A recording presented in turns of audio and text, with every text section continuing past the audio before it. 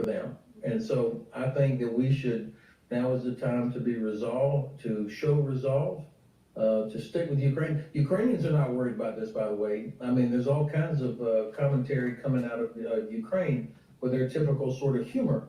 And I think that, we should not start to waver now just because Russia did this. That's exactly what they want. And when you say that this new announcement, the allowing of TACANs to be used within the Kursk area, I mean, I suppose we don't actually know what the real restrictions are because they haven't actually been announced, have they? But do you think, I mean, when you've seen what's happened so far, the targeting of the artillery depot in Bryansk and the targeting of the concentrations of North Korean and Russian troops in Kursk, and you're saying that irrespective of that, it's not allowing Ukraine to defend itself. What do you think the point is and what the gain is here? Is it military? Is it political? What is it? So, of course, the benefit of long-range precision weapons is that Ukraine can use them to destroy headquarters, logistics, artillery, the things that are necessary to enable the mass, which is the Russians' only advantage, mass, tens of thousands of troops. They have to have headquarters, artillery, and the logistics, ammunition for that artillery in order to help this massed infantry move forward. So this is why precision is so important, and the ability to reach a place like this ammunition storage site in Bryansk, or apparently headquarters that was hit yesterday by several storm shadows. These are exactly the kind of targets that Ukraine needs to be able to hit to defend what they have achieved in the Kursk bridgehead. Now, the other things that they would want to hit, of course, and which I think we should be helping them hit, are the sites from which these air raids originate, whether they're missiles or aircraft carrying missiles or drone strikes. Their point of origin needs to be hit.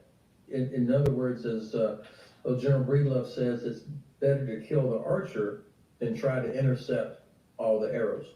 And it is being framed by some... Before she goes to her next question, I just want to say that the equity market right now is trading at 59.50, so that's the S&P 500. Oil is trading below $71 a barrel at 70.75, and the dollar continues to strengthen compared to the euro, and that trade, that euro to USD pair is trading at 1.039.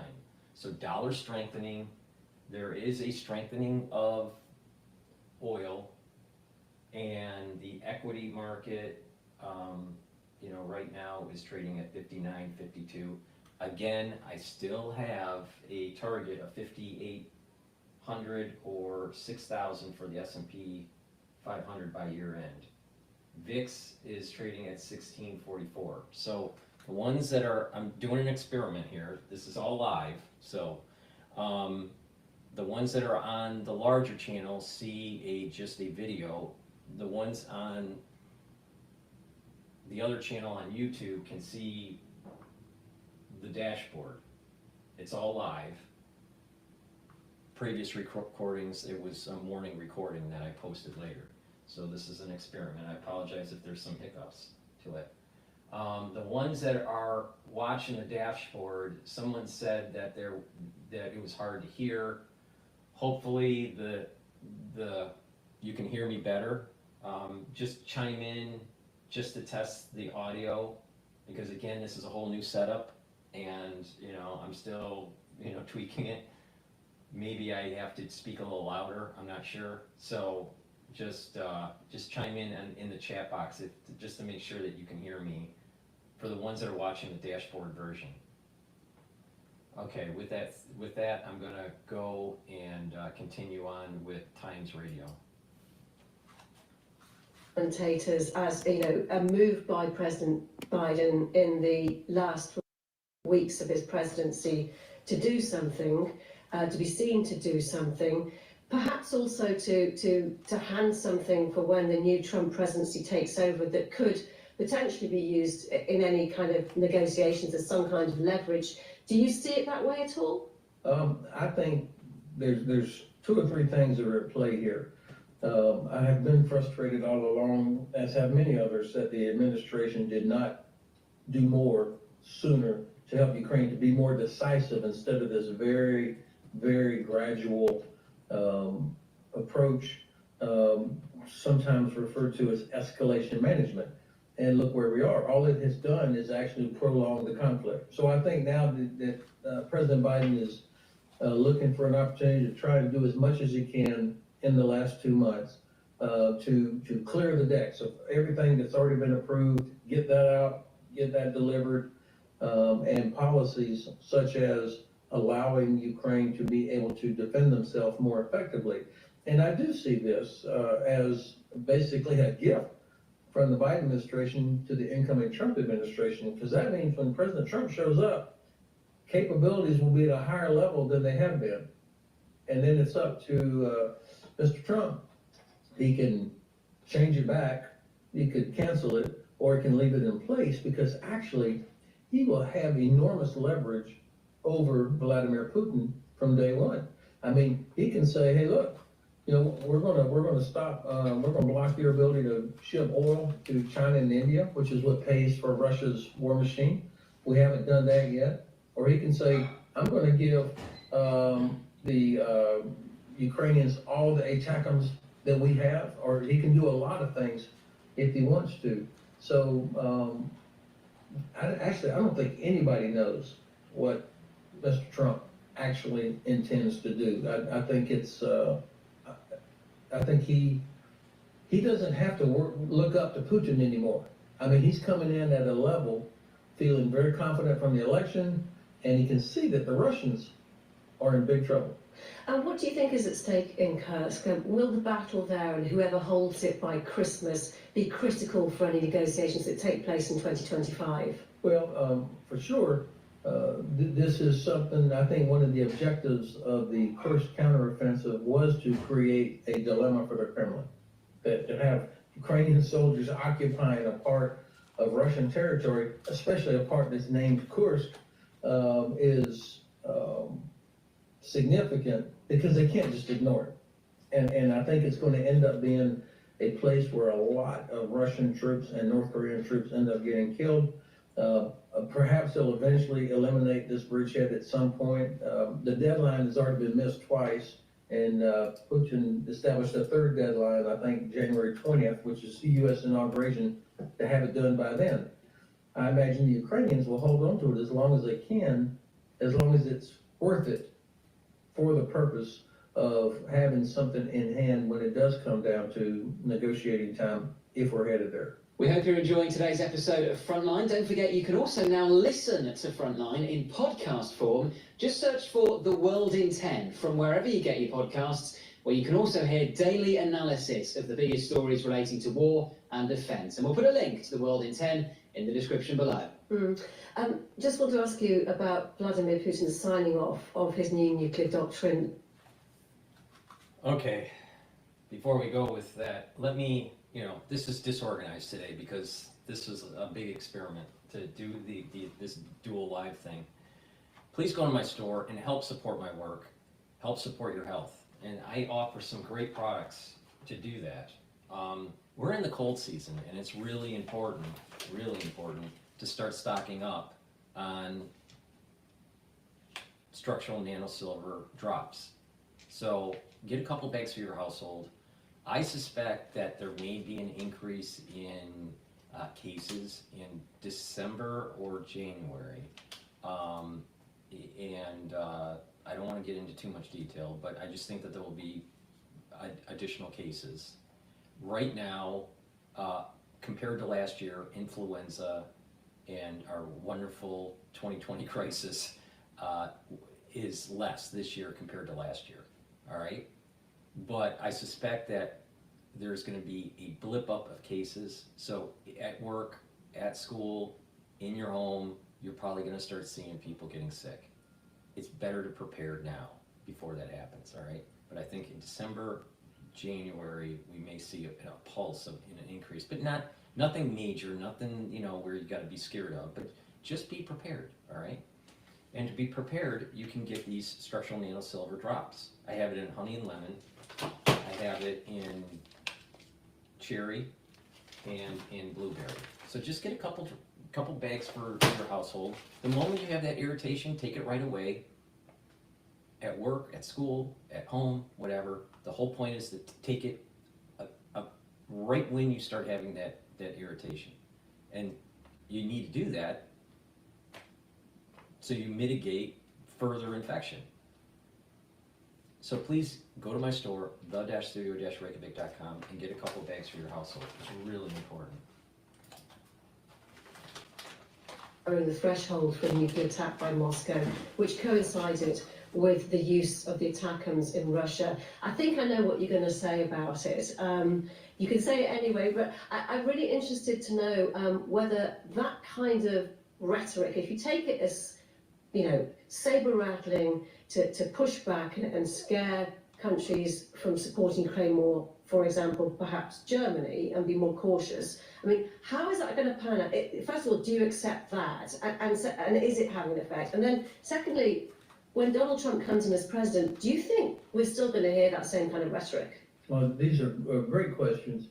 First of all, the concept of nuclear doctrine is important because it drives training, it drives strategic messaging, it drives weapons and equipment procurement and development.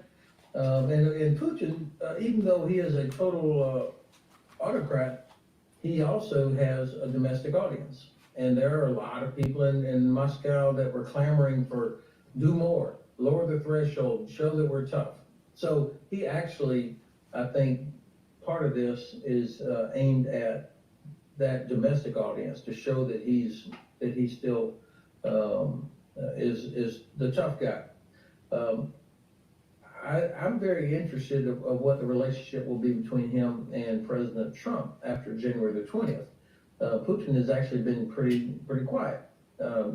Unlike many other world leaders, he's stayed off the net. I think he's confused or trying to figure out what a Trump administration will be like, you know, just like we all are, looking at the people that are being nominated for various positions, and trying to look at who's the number 2 person in all those cabinet posts that will really be the ones driving policy, in my view.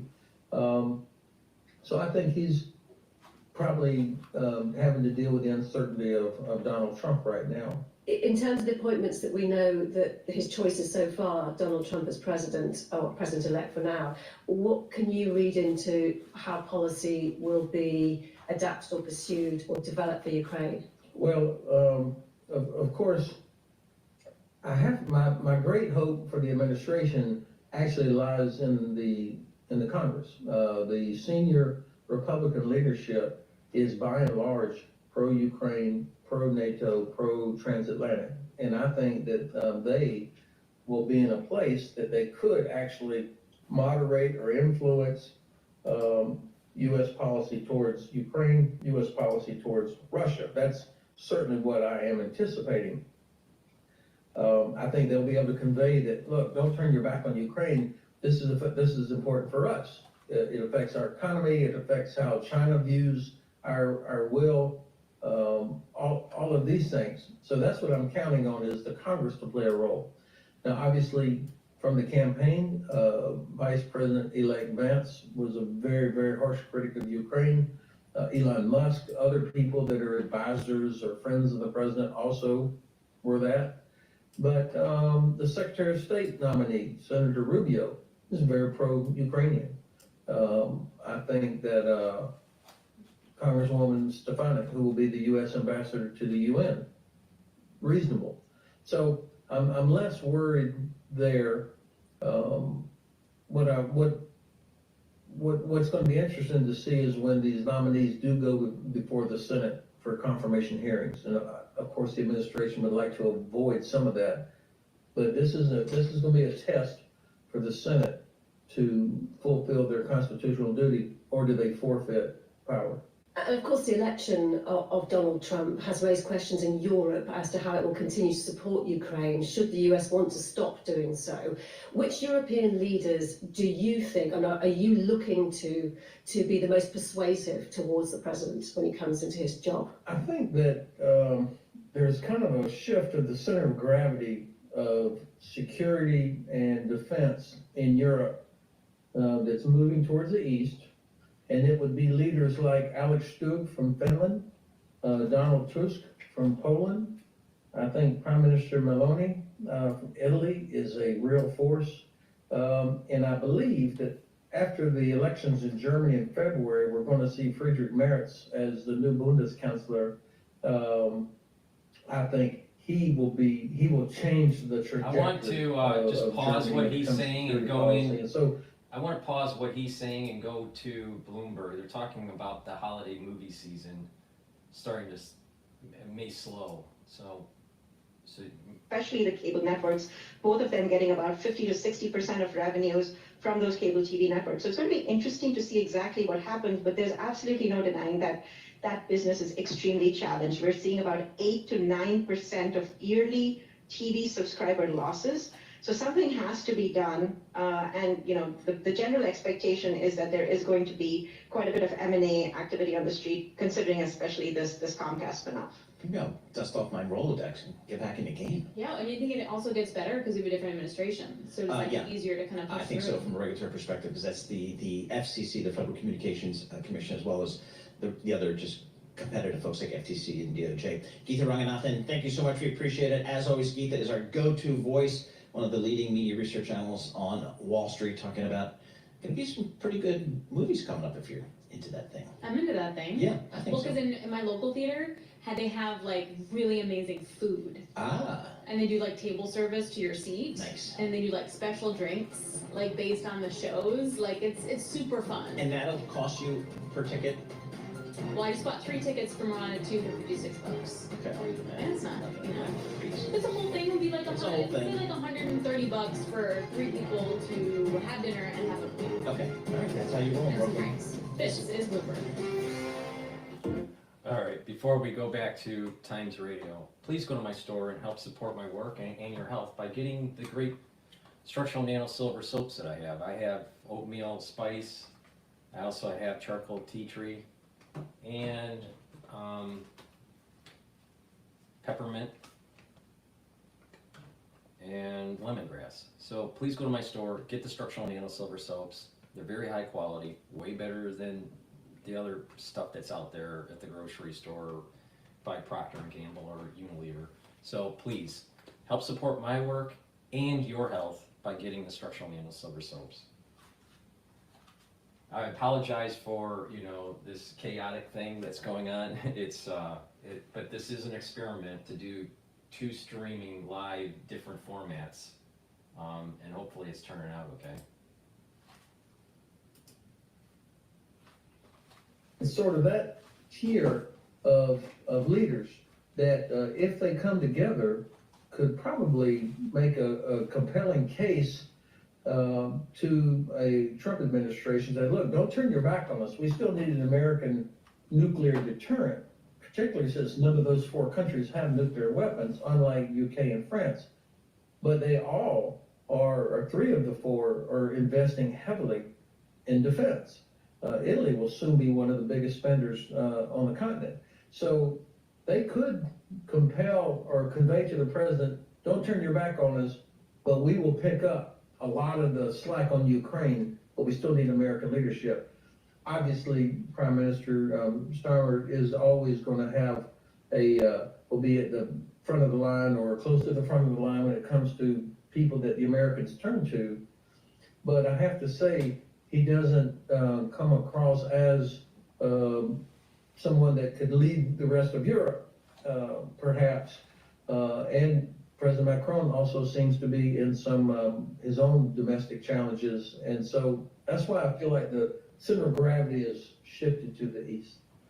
And all of this, and you have said so before, that China is watching, you've made that point often, watching the support the West gives to Ukraine, the extent to how it pushes back against Russian aggression. It will also be interested in the terms of any negotiations that it's agreed to end the war. At this stage, what do you think its assessment is? At this stage, I think China believes that we don't have the political will to decisively stop Russia. That we have failed to deter Russia from continuous airspace violations, sabotage of cables, disinformation, just this constant churn of bad behavior by the Russians, and all we've done is shake our fist at it. We've done nothing to inflict real pain. We've done nothing to stop Russia from exporting oil and gas to China and India. And so I think that the Chinese must see that we still don't have the political will to do what's necessary to help Ukraine win, to defend sovereignty, to defend freedom of navigation, to defend international law. And I think the Chinese could draw the conclusion that we won't have that will in the Indo-Pacific region either, where it's much more difficult to actually do anything. And since you mentioned undersea cables, the suspicion has fallen on a Chinese ship in the area of the Baltic Sea when undersea internet cables were damaged a couple of days ago. Not the first time that the Baltic's infrastructure has been damaged. It happened in 2022 with the destruction of the 3 Nord Stream pipelines between Russia and Germany.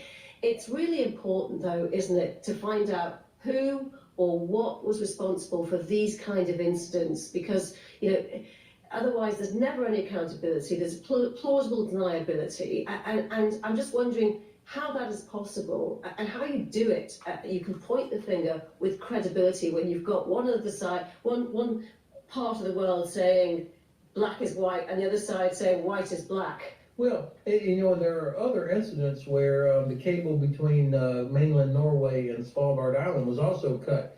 I mean, these things are happening so often. I was speaking to officers earlier today from Scandinavian countries, and they are very familiar with the Russian tactic of having a submarine that moves underneath a ship to avoid detection, and they get out there, and we know the Russians have the capability to deploy even smaller submarines to cut cables, to do this kind of thing. And so the awareness is greater, and they're investing time and resources into protecting this underwater infrastructure, but it's very difficult. And I think that what we're going to see is increased cooperation among the Baltic nations. But I think we need to be more.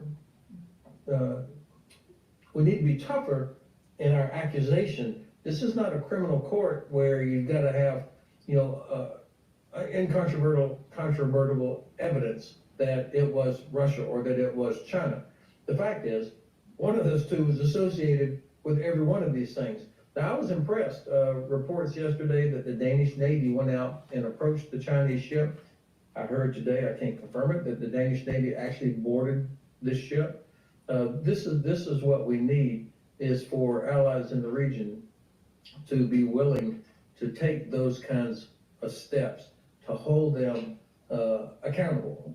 We may get it wrong a couple of times, so what? The fact is, they need to, right now, they don't fear that they'll ever be caught. Just really interested to get your perspective on the US agreement to supply anti-personnel landmines to Ukraine, which could slow Russia's advances in the east of Ukraine. It has been heavily criticised by humanitarian organisations. They say they were banned in 1997 by the Mine Ban Treaty. Why can they, and are they being offered now? Well, I think that you have to look at the situation. Ukraine is fighting for its life. It has a very long border with an enemy that has tens of thousands of troops and is seemingly willing to keep expending those troops, trying to overwhelm Ukrainian defenders.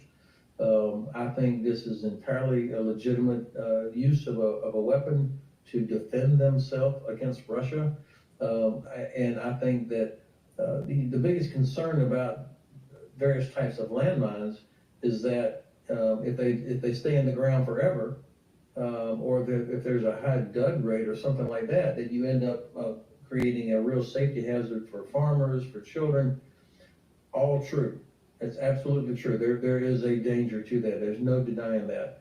I would say that what has been provided are a type of capability that has a very low dud rate. It is not the worst case, but I can feel, even as I'm trying to explain it, people will be going like, what? So there's no denying that there will be a risk.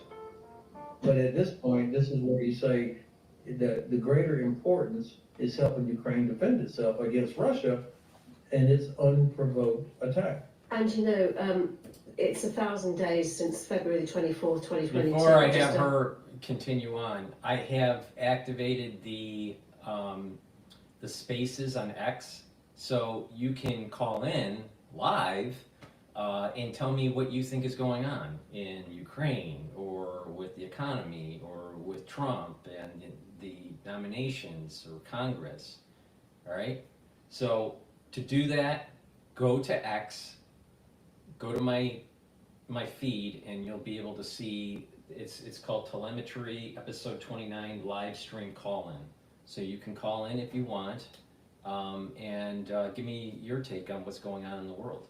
And the reason why I'm doing this is I want to do this live, capture what the news is, give you a little bit of my take on it, try to, explain on how to improve your health, but also to get your feedback on the news instead of me just, pontificating about it. It's important to get your opinion. But to do that, to do the call-in, go to X on my channel there, my feed, and follow the spaces that I just activated. It's Telemetry Episode 29 live stream call-in, and just raise your hand, and I'll let you on.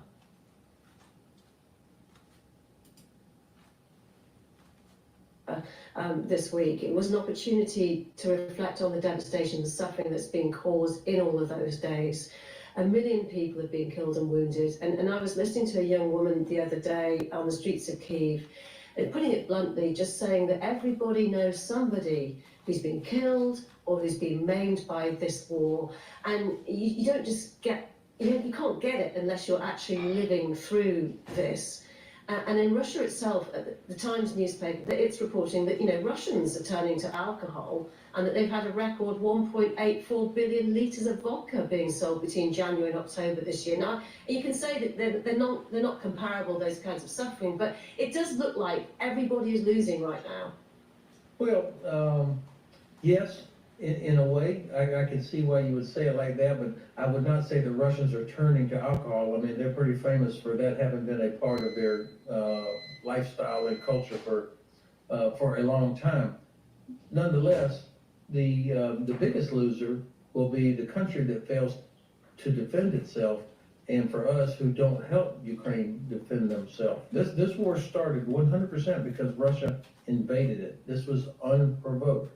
And I think, we have to think about what really is important for us. If Ukraine fails, there will be millions more Ukrainian refugees going into Western Europe.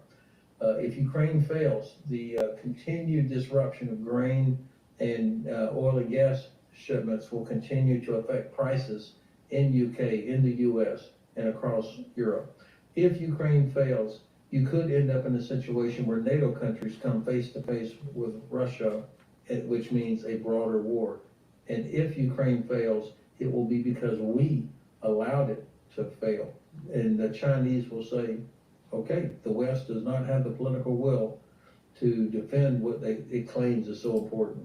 And I think that's a good point, that this might be a canary in the coal mine from the Chinese perspective with Taiwan. That if the United States doesn't continue on the war effort and fight Russia, then China has more probability of being able to invade Taiwan, and the United States won't do anything. I personally have the feeling that the United States is more concerned about naval freedom of navigation than really what's going on in Ukraine.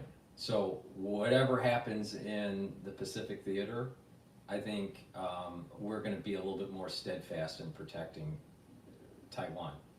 That's my estimation. That's also my hope, because I think that if we do not have a strong footing in the Asian theater, the Pacific Theater, that we're going to lose our hegemonic power and lose freedom of navigation in that region. That's huge in terms of the global economy. Not so much with Ukraine and Russia. All right. But I could be wrong. But I have a feeling that the United States would be a little bit more steadfast with the Pacific Theater. My problem is that, I'm not a big fan of supporting the Ukrainian war. I think we have spent way too much money. We should stop trying to grow NATO and try to de-escalate the issue in that region. I feel as though our international foreign policy has been a big cause of this, going all the way back to the fall of the Berlin Wall and the mismanagement of the post-Cold War. The United States mismanaged it. We became hubris, unfortunately, and now we're living through it. Now, if you want to share your opinion on that, please go to X on Spaces. The Space live stream is Telemetry Ep29 live stream. Call in. You can call in and give me your opinion on it. But before we go back and finish what he's saying about Ukraine, please help support my work and help support your health by getting the deodorants that I have on my store. I partnered up with Rainbow Herbals, and we've developed these deodorants that are very high quality and dual purpose. They're for males and females.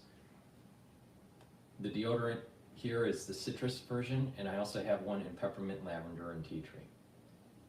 These are very high quality. They're dual purpose.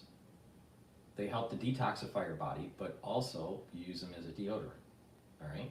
In addition, it's for males and females. These are made from essential oils from the Himalayas. Very high quality ingredients in these bars. You won't be able to find something like this, somewhere in the store, in your regular store. So please go to my website, the-studio-reykjavik.com. The link is in the description of this video and all my videos, and get a couple bars for your household. Help support the channel, help support your health. It's a win-win. These are very high quality. Please go to my store and get the deodorants.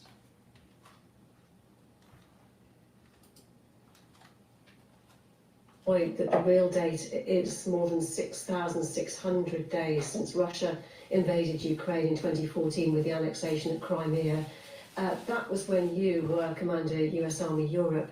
Did you ever foresee at that moment the potential for this to become what it looks like it is today? It's an era-defining conflict. Well, of course, I did get called out after I tweeted that number that my math was off by a couple of thousand days, which is true. But yes, Russia invaded Ukraine in 2014, and I think it's important that we date the beginning of this conflict from 2014, because Ukraine has been fighting against Russian forces since that time. And has World War I ever finished? Probably not. Does any wars really finish? Historians like to delineate, have a nice delineation, one era to another era. The war ended here, the war started here. But do they really end and start on those dates? Probably not. I would say you can roll this thing all the way back to the fall of the Berlin Wall. And the negotiations between the Soviet Union, or the crumbling of the Soviet Union, and the United States. And the understanding, the intellectual understanding that NATO was not going to expand to the east. but it did. So was that negotiation by Gorbachev and Bush Sr. that starting point of where we're at today? I would say yes. So it wasn't 2014. It was the fall of the Berlin Wall. The large-scale invasion, of course, is when it got to such high intensity, began in February 22. So thank you for reminding that this war has been going on quite a long time. I did not, I couldn't tell or didn't realize it would be going on 10 years later when it started in 2014. I was pretty sure that the Russians were never ever going to live up to any agreement under the Minsk process. I mean, we saw that. We had American, British, Canadian troops that were in Ukraine helping to train Ukrainians beginning back as early as, I think, 2015. So we were watching this. In fact, we even changed our own training because we saw what the Ukrainians were dealing with against the Russians. So it caused us to change how we approach war fighting and to help kind of shake us out of our counterterrorism mindset. But I think I did not anticipate the ferocity of the air and missile strikes against civilian targets that we have seen. You're obviously, as I said at the beginning, you're retired from your post now, retired general. What keeps you supporting Ukraine? What motivates you to be a strong advocate? Well, obviously, their story, what we see of Ukrainians, the resilience of the population, their determination, that's inspiring. But what keeps me focused on it is what I had said earlier about why this is important for us, why this is important for the United States, for the UK, for the rest of Europe. The refugees that will come pouring in and will affect the European economies, the potential for a war spreading to include NATO countries, which means all of us will then be in it, the perception by China, all of these things have long-term ramifications for our security and our prosperity. Ukraine is bearing the brunt of this, and all we have to do is decide we want them to be successful. And I think that's what we ought to be doing. Lieutenant General Ben Hodges, thank you so much for talking to us. I think that was a nice long form of someone trying to articulate their point. Some of it I disagree with, but I think that was a good, discussion. I want to go to the whole Matt Gaetz thing and Pam Bondi, being elevated as the nominee for the Attorney General. But before we do that, please go to my store, the-studio-reykjavik.com, and help support my work and help support your health by getting the multivitamin that I have here. This is an easy to digest multivitamin, and multivitamins are very important as cofactors for enzymatic activity. That basically means that with, good concentrations of multivitamins, you're gonna have good cellular processes to take place. That means that you're gonna get healthier, all right? You should be taking a multivitamin every day and add that to your stack. This is a very easy to digest multivitamin. You can go to the store and take a look at the profile. It'll take me forever to go over each one of these vitamins. But the point here is go to my store, the-studio-reykjavik.com. Take this easy to digest multivitamin and improve your health. Follow my protocol. Slow down the aging process. Improve your immune system. Improve your endocrine system. You can do this, all right? You can take charge of your health, all right? Please go to my store, the-studio-reykjavik.com. And these are things that I do on a regular basis.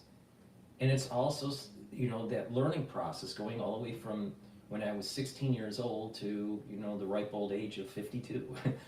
So, you can learn a lot from what I've been doing. In addition, I also have, if I can find it,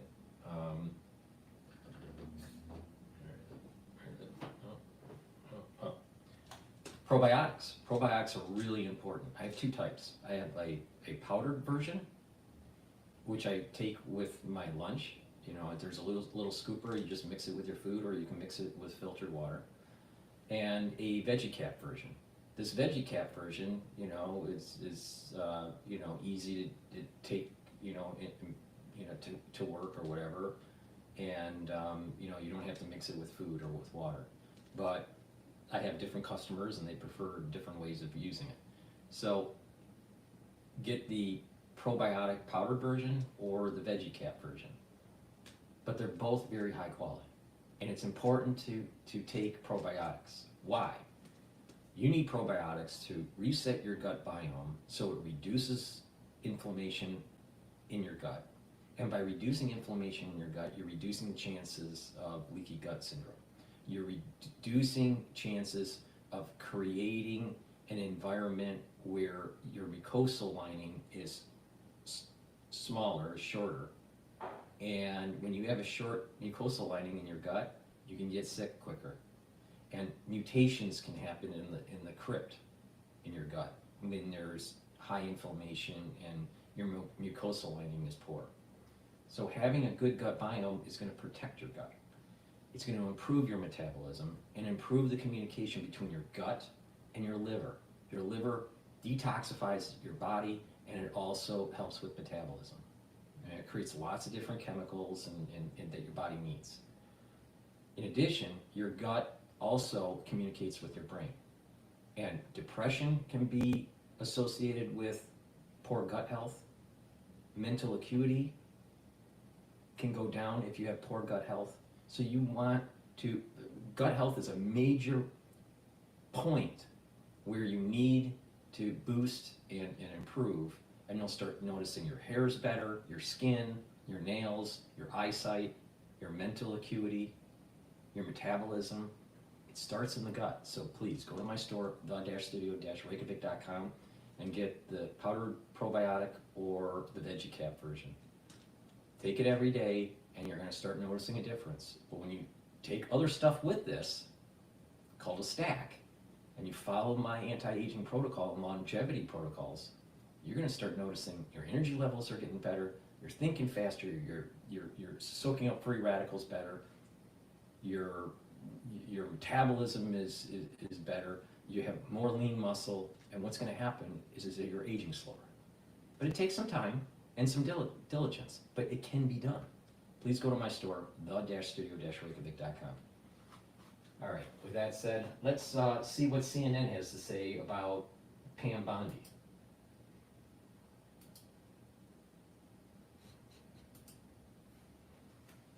Mushrooms make you feel better.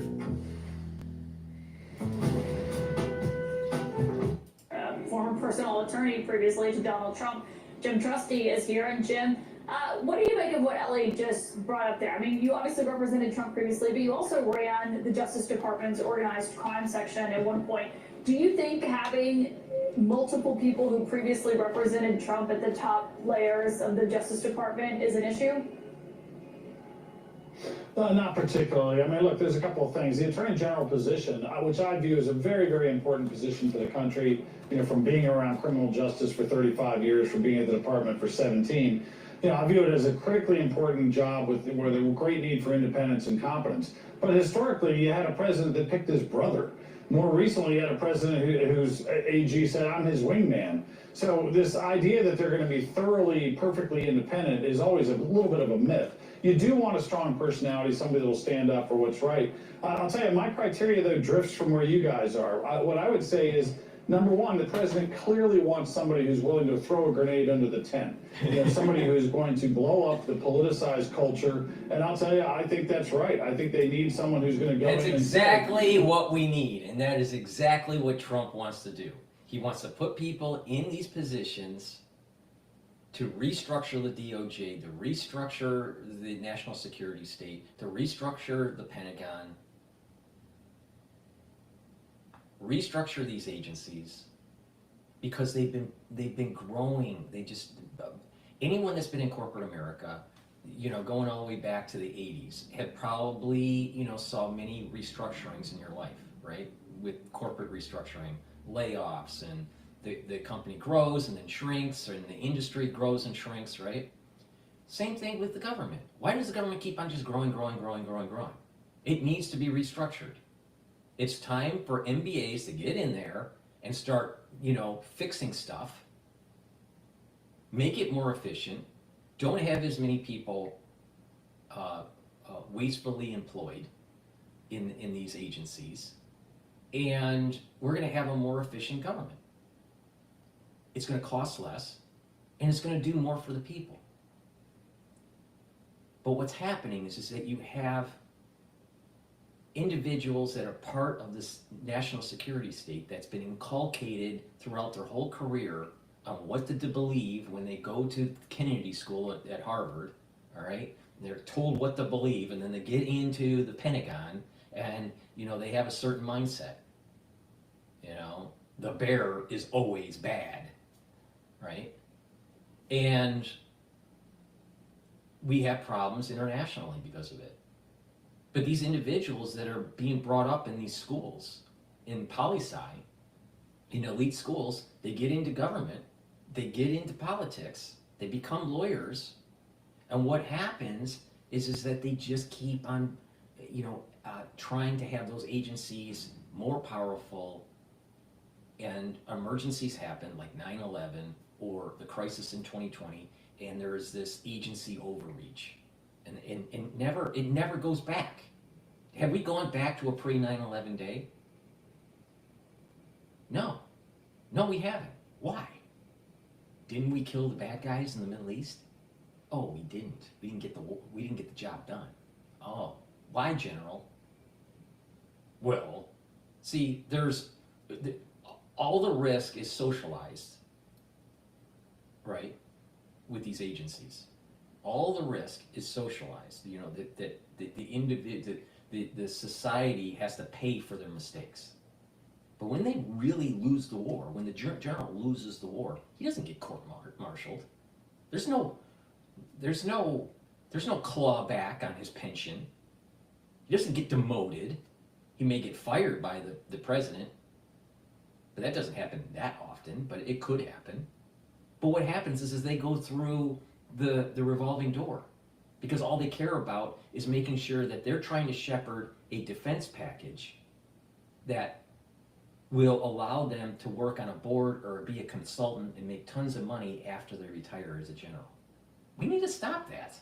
But it's happening at the FDA. It's happening at the CDC too. And now we wonder why things are so bad, why the children are sick, why we have, negative adverse reactions to certain types of therapeutics. Because people are on the take. Why our military can't win a fucking war? Because our military, our generals are on the take. The regular soldier, they're doing their job. They're doing what they're told. They're trying to win the war. They're trying to do the right thing.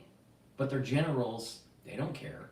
They don't care. Do they really care about, the regular soldier that's coming home and they're having a problem, socially, or getting a job, or finding a home, or having, problems? No, they don't really care. The general cares about that golden parachute that he's going to get when he retires. And they got all those medals, all those participation medals as a general. But a lot of those medals, a lot of those war medals, are when they were in command and they lost a war. Those are the facts. Now, I'm not anti-military. By far, I'm not. I support the military. I believe that our armed service men and women need to be held in esteem. That means, forever, to make sure that their health care is provided for free, because they serve their country, especially if they've been wounded. But we don't have that. We don't have that. We got generals that make sure that they get on Raytheon boards. We got generals that make sure that they pontificate on CNN. The system's broken. So we need people to come in and fix it. What's happening is that CNN is aligned with the national security state, because as part of the Smith Modernization, to try to get you to think a certain way called manufactured consensus. And they want you to think that Trump's evil, anyone he brings in that may be a loyalist is evil, and that the status quo should continue. But it's quite the opposite. We need people that are hell-bent on restructuring the national security state. Because Dr. Paul Cottrell wants America to go to a pre-9/11 day. I want to see our agencies not have as much power as it has. And I would say that most Americans, if they really think about this, agree with me. Me hear about all the misconduct that was affiliated with the Trump investigation and others to find out if heads should roll. But beyond that, every morning, and Ellie knows this too, every morning like 7:30, the Attorney General gets a briefing where they're being asked questions about what do we do on this terrorism case? Do we have enough to pull the trigger? Or what about this counter-espionage? Or what about this senator? And those are really nuanced, difficult questions of procedure and judgment. And I like the thought of someone with some prosecutorial experience. And Bondi may not have had that level, that exact altitude, but I think she's pretty well equipped to do the daily job that's so important and that's frankly much more important than kind of bald notions of political allegiance. So you do think Pam Bondi is a good choice for this role? Look, I think, for me, and maybe it's a function of me being old, I value experience. I like people that have some inside experience. I know you don't want somebody from the swamp to manage the swamp, but I like the fact that she's got serious prosecutorial experience. She's obviously a political figure and a media figure too. But, 20 years in a large state handling an office with significant cases and being in the trenches trying cases, those are good signs from my perspective. Can whoever Trump puts in at the DOJ, I mean, it's very clear, as you just pointed there, about someone who would go in and throw a grenade into the department. Can you do that, though, and do the actual work of the Justice Department, which is maintaining that layer of independence that has existed, but also you're managing 93 U.S. attorneys, the FBI, the DEA, ATF, it's a lot of employees. Can you do, I mean, I think that's the question of what I'll tell you, these people are so freaking stupid at CNN. When you are a high-level manager, all right, I worked in corporate, all right, I worked for big companies, all right. When you're a high-level manager, what happens is that you have other managers under you. So yes, in theory, the CEO may have thousands of employees under them, all right? But they don't manage 1,000, 10,000, 20,000 employees. It's called direct reports. And the number of direct reports that a CEO has is much smaller, because that's how you manage an organization. You delegate. If you were managing direct reports of 20,000 people, your company would implode. Not only that, you'd go crazy. So you have a CEO, right? And then you have, other C-suite individuals like CFO and COO and all that. And then they have department directors and associate directors and mid-level managers all the way down to, the shop guy, right? But it's all about direct reports. And as long as you know how to set the goal of the organization, what the mission is, what's the strategic plan, you set the organizational structure, and you monitor monthly, weekly, daily, whatever, the performance of your direct reports, and they do the same under them, then your company will be efficient. You don't manage 20,000 people. You manage direct reports, and those direct reports have direct reports, and so on and so on. I am so tired of dealing with stupid people.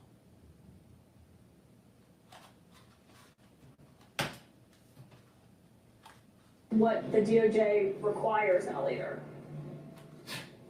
Yeah, look, it's a tough balance. I think typically the Deputy Attorney General is the guy that's really, or gal, that's more involved in steering this giant aircraft carrier full of personnel. And generally, when you're moving a giant ship, it only moves a little bit at a time.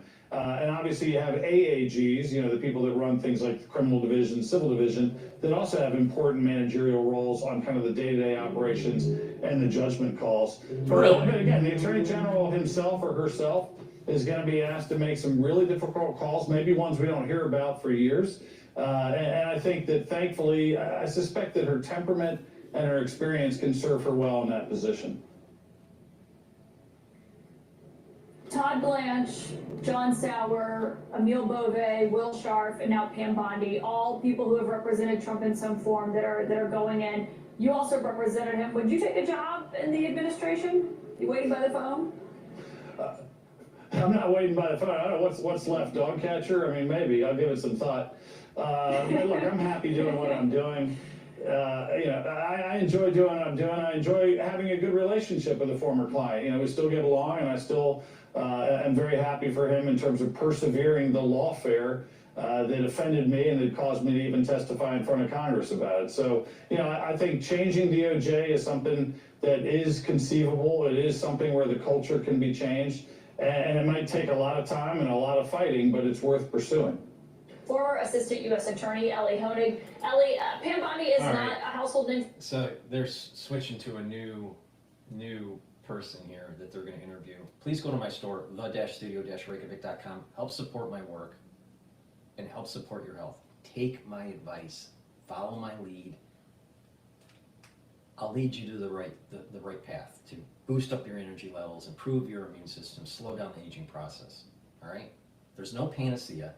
It's not, magic or anything. It's diligence. All right? And continuity. So please go to my store, the-studio-reykjavik.com. Get the omega-3. It helps with your cardiovascular health. How it works is that it brings down your LDL levels and increases your HDL levels. Very important to take every day. Olive leaf extract, a great product that I have on my store. It's a dual purpose product. It helps with your immune system and your cardiovascular system. How does it work? It brings down inflammation, but it also helps to bring down LDL and HDL levels. So it's synergistic with omega-3. Go to my store, the-studio-reykjavik.com. Get the olive leaf extract. It is a great way to improve your immune system and your cardiovascular system.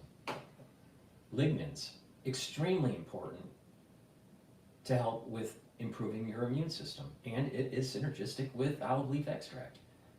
Lignans will lower inflammation and also soak up free radicals. Please go to my store, and this is in a powder. It has a little scooper. You mix it with your food or mix it with filtered water. You take it every day, boost up your immune system. This is really important, especially after the crisis that we went through in 2020. All right? Trust me on this. All right? I know what I'm talking about. Get the lignans to boost up your immune system. Some people are going to be, getting to an age where they're going to start doing screenings, cancer screenings, like mammograms or, colon screenings or, other types of, prostate screenings and all this. More cases are going up. The number of incidences of certain types of cancers are going up since 2020. All right, I've done multiple videos, maybe 20 different videos on this.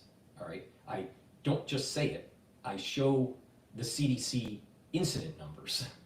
Not just that, I tell you what the mechanisms are and why it's happening, what the molecular biology is taking place and how it's shutting down tumor suppressor genes and tumor suppressor proteins. All right? You need to boost up your immune system. If you don't, you're going to regret it.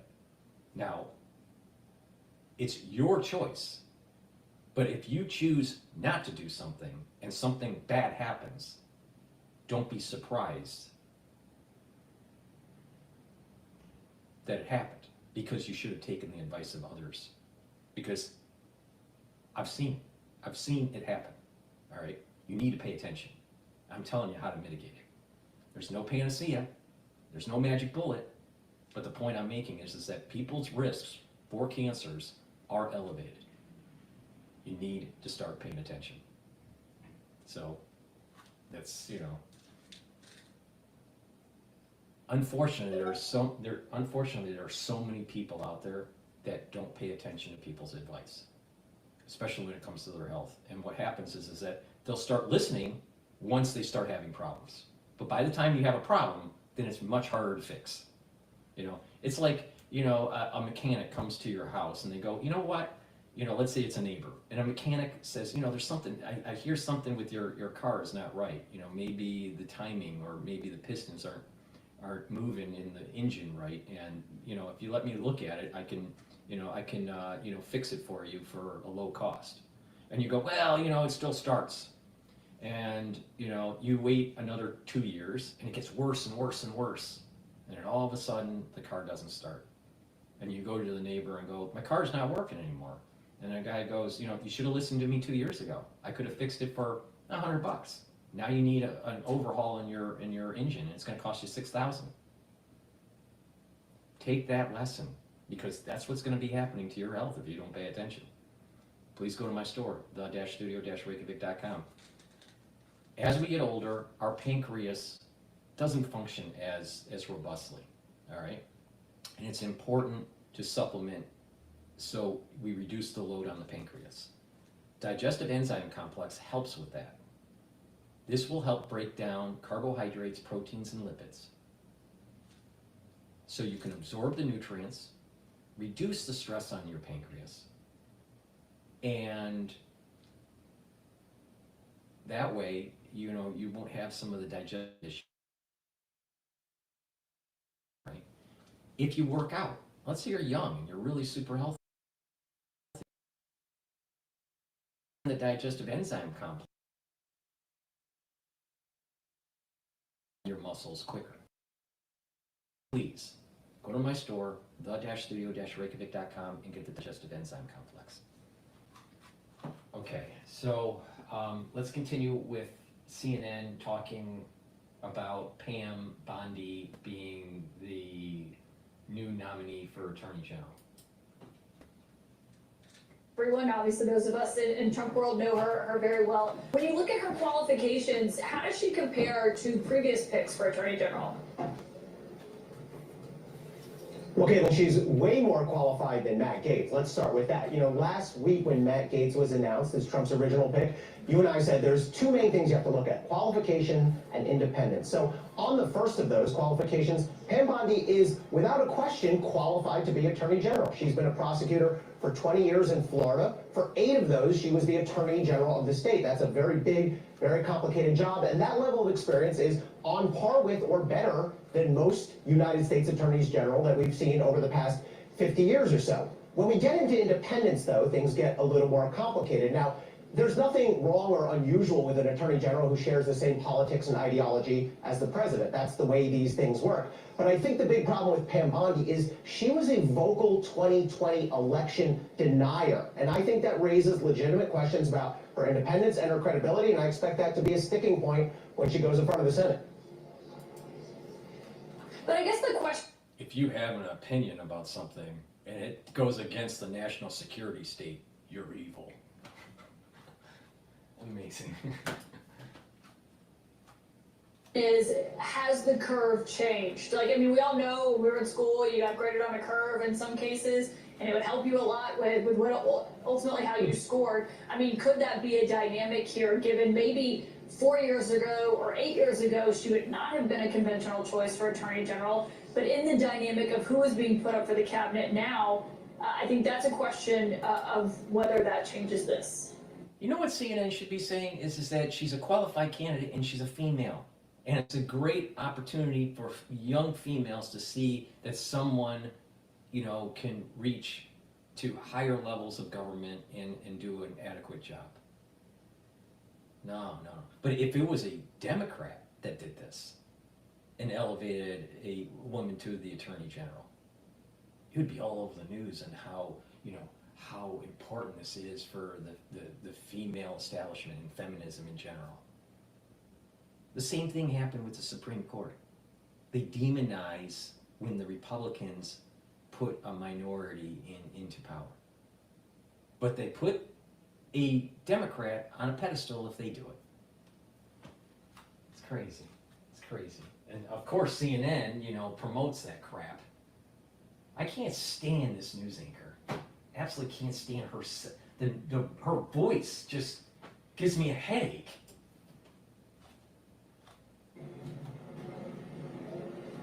Yeah, I think that's a... So what is ClickUp? ClickUp is an all-in-one productivity software where you can manage everything and anything related to your work. Your documents, your... Yeah, I think that's a great observation. I think if we compare her to Matt Gaetz, she exceeds him on every level by far. But if we go back to sort of a normal curve, I think it's a closer call. One person who I think is an interesting historical comparison for Pam Bondi is Janet Reno. Now, I'm not saying Pam Bondi will be Janet Reno, but Janet Reno had a similar background. She had been a state-level prosecutor in Florida for about 15 years at the time when Bill Clinton nominated her to become Attorney General. Now, I think the difference, though, is Janet Reno was probably the single most independent Attorney General we've had in this country for at least the last 75 years, and maybe beyond that, often to the consternation of the Clinton administration. I think every indication is that Pam Bondi will not be anywhere near that independent, if she'll be independent at all. But again, this is a Republican administration. Donald Trump won the election. We're not going to have an Attorney General, Eric Holder, or Sally Yates, or Pete Buttigieg, or Elizabeth Warren. This is elections have consequences. Well, what does that look like, though? Because that has been the norm for the White House ever since the Nixon era of this independence between the Justice Department and the White House. I mean, last I checked, President Biden and Attorney General Merrick Garland had not spoken in quite some time. He was actually quite frustrated with him. But that independence layer is there, obviously, for a reason, based on past historical precedents. We'll see what that looks like. I do want to mention, though, because you talk about her what this looks like. You mentioned her role in filing those election-related lawsuits in 2020. She also previously has been a registered lobbyist for Qatar. There was the time when she faced the scrutiny over the $25,000, the campaign contribution she got from Trump at the same time her office was considering signing on to other litigation investigations into Trump University. Are those questions that you would expect to come up at her confirmation hearing? Oh, absolutely. That is all fair game. If you're going to go put yourself up for Attorney General, you have to assume everything you've done is going to be fair game for questioning. And I think that latter thing that you mentioned, Caitlin, is going to be a big deal. What happened was Donald Trump's charitable foundation made a $25,000 donation to Pam Bondi's super PAC. At the time, Pam Bondi, which is Attorney General of Florida, was considering joining a lawsuit against Donald Trump for his university, quote-unquote university. Now, ultimately, the state of New York brought that lawsuit, but Pam Bondi decided not to bring it. And when that transaction came under scrutiny, originally the party said, whoops, it was a mistake. We actually didn't mean to donate it to Pam Bondi. We meant to give it to some other entity, some other nonprofit in Kansas. Ultimately, though, that was disproven. That was proven to not be the case. That got them into some trouble with the IRS. They had to give the donation back. So that's exactly the kind of thing that I think is fair play here. And Caitlin, it's important to know, we are now looking at a possible situation where the top 4 officials at the Justice Department, and that could be Pam Bondi, could be Todd Blanche, who's nominated for Deputy AG, John Sauer, who's up for Solicitor General, and it could be Emil Bove, have all represented Donald Trump in some personal capacity. And it's important to know it's a very different job than being AG. When you're the personal lawyer or criminal lawyer for anybody, your interests align 100% with that person. When you're the Attorney General, though, you're not supposed to have the same orientation. There are times when a good Attorney General, like Janet Reno, has to do things that are adverse to a president and has to exercise independence. So I think that would be the overarching question. All right, so that's CNN. What's going on with the Treasury over at the Trump team? A lot of President Trump's first 100 days on Capitol Hill. So if they can get this plan to work, and if they can get enough Republican senators to go with it, I presume that they can, then you score your idea of moving quickly, getting a shadow Fed share, and also making Wall Street fairly comfortable with where you're going on 2 of the biggest picks from the economic perspective. Meanwhile, Secretary Lutnick, assuming he's confirmed, becomes the tariff czar. They put USTR under commerce. That's the tariff house. That's how that works. Treasury gets covered. because Lutnick is doing it. Yeah, so this is where the soap opera version of the Trump administration begins, Yeah. because on one hand, you're going to have President Trump pushing tariffs. Tariffs are very popular with the president. This is something he's campaigned on, and most likely something that we're going to see in the first half of next year. But Wall Street, on the other hand, may not like tariffs so much. If companies like Home Depot or Nike or Adidas have to start buying a lot more expensive products from outside of the United States, Wall Street's not going to like that. So you're going to have the Treasury Secretary at one point saying, look, these stocks may be going into the red because of your tariff policy, but on the other hand, you're going to have Commerce saying, well, this is what we were elected to do. I don't envy them and how they're going to have this decision and how they're going to have to fight this out. Right. But ultimately, it's going to be President Trump's decision to either direct Commerce to move forward with these tariffs or not. We will always tell our clients, though, just remember, tariffs, for the most part, come from the power of the presidency, which means you're going to see a lot of headline risk to begin, but then as the process plays out, there could be exemptions, there could be lobbying, there could be reciprocal tariff threats from China, for example. So presidents never back themselves into political back corners with tariffs. It's a long, drawn-out process as opposed to a magic wand that happens on day one. All right, just to do a market cap here. The S&P 500 is trading at 5,972. Again, I have a target year end of 5,800 to maybe 6,000, 6,100 by year end. Euro is trading, the euro to the USD is trading at 1.04. Compared to a couple days ago, that means that the dollar is strengthening, and oil is trading up, and it's trading just below $71 a barrel. VIX index is trading just below 16, so that means that risk is lower in the market, so it's, you know, pro-equity. So what's going on in the news, you know, internationally or domestically, seems to be positive for equities. Tier priority for Mar-a-Lago. The reason being is there's about 18 names I counted. Before I get back to Bloomberg, if you like to, you know, call in, go to Spaces on my X feed.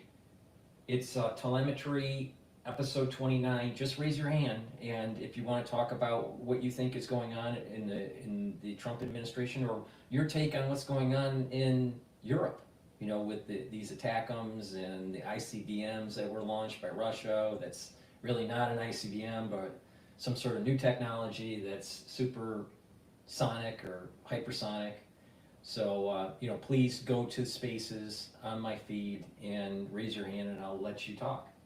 I think it's important to have a dialogue, all right? Yeah, but I don't think you're going to see this really fast deregulatory effort over at the SEC. Crypto loves this, right? I mean, we're looking at $100,000 here. The difference since the election has been wild, and the money made. I know you're not a technical analyst here, but those who do cover the space think there's a new floor, that this idea of a national reserve has completely changed the dynamic for Bitcoin, at least. Do you see it that way? So sort of. So right now the United States is sitting on around 208,000 Bitcoin. So, you know, that's a lot of cash right now. And so, you know, Senator Lummis has proposed this bill that the United States should build a strategic reserve of about 5% of the world's Bitcoin, so the United States can own it. So we already own 208,000. So that could be packaged together, put into what they call quote unquote reserve. The problem, however, is to get additionally is you're going to need appropriations from Congress to essentially direct monies to purchase Bitcoin, and or, you know, the executive is going to have to figure out how to finagle appropriations for other things to be used for purchase for Bitcoin. It's going to get messy. And so that's why I think this bill is the most likely scenario. Certainly something that we'll be talking about next year. I don't want to say it's going to have decent chances of passage immediately, but so the ones that are watching, the dashboard, I added to the watch list BITO and BITI. These are ETFs for longing Bitcoin and shorting Bitcoin. So if you wanted a long Bitcoin ETF, BITO, and it's trading right now at 26.72.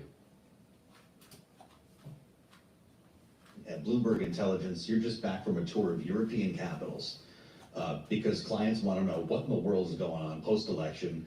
The great part about Nathan Dean is he's about to go on another tour of European capitals after Thanksgiving. What was the most common question most common worry that you encountered? So obviously the European tariffs, and our view on that is that it'll eventually come, but I think China's the highest priority. Yeah. But then we got a lot of questions about the Inflation Reduction Act, because there's a lot of European capex coming into the United States on these ideas that solar incentives are going to stick around. Wow. So our thought on the IRA is that even though you'll hear whispers of it being thrown into the tax reform debate, the IRA for the most part we think is cemented. It's $433 billion. That's cheap when you have to figure out how to pay for $4 to $4.5 trillion of tax extensions. Certain aspects of it can be cut, but ultimately there's a lot of European money going in from the industrial base into southern Trump states like Alabama, Louisiana, and Texas, that's building solar farms and solar plants, and local politicians do not want to see those 700 jobs disappear because of something that's The happening. solar stocks have fallen off a cliff since the election. Yeah, I mean, but Could be an opportunity. it could be an opportunity. Great to see you.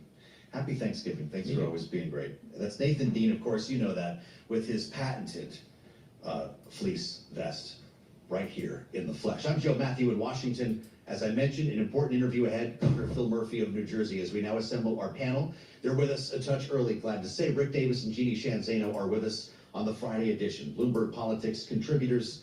Rick Davis, partner at Stone Court Capital. Jeannie is political science professor. Before we go to Fox, talking about the new Attorney General nominee, please go to my store, the-studio-reykjavik.com. Help support my work and help support your health. Taking Myotrol will help to maintain muscle and gain muscle. It also improves the health of your mitochondria. When you're older, you start to atrophy and it's hard to maintain muscle mass. When you're working out, let's say you're an athlete or even semi-pro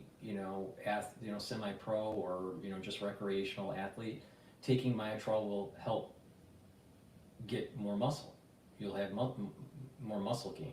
This has flavonoids, lignans, and polyphenols in it. Now, you should be taking this every day, and when you do a little bit of resistance training, what you'll start to notice is that you're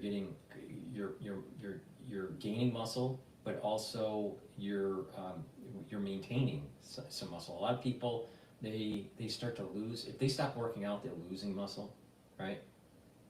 And when you get older, you start atrophying and you're losing muscle, and this is very prevalent once you get to about 65, and you're not really working out.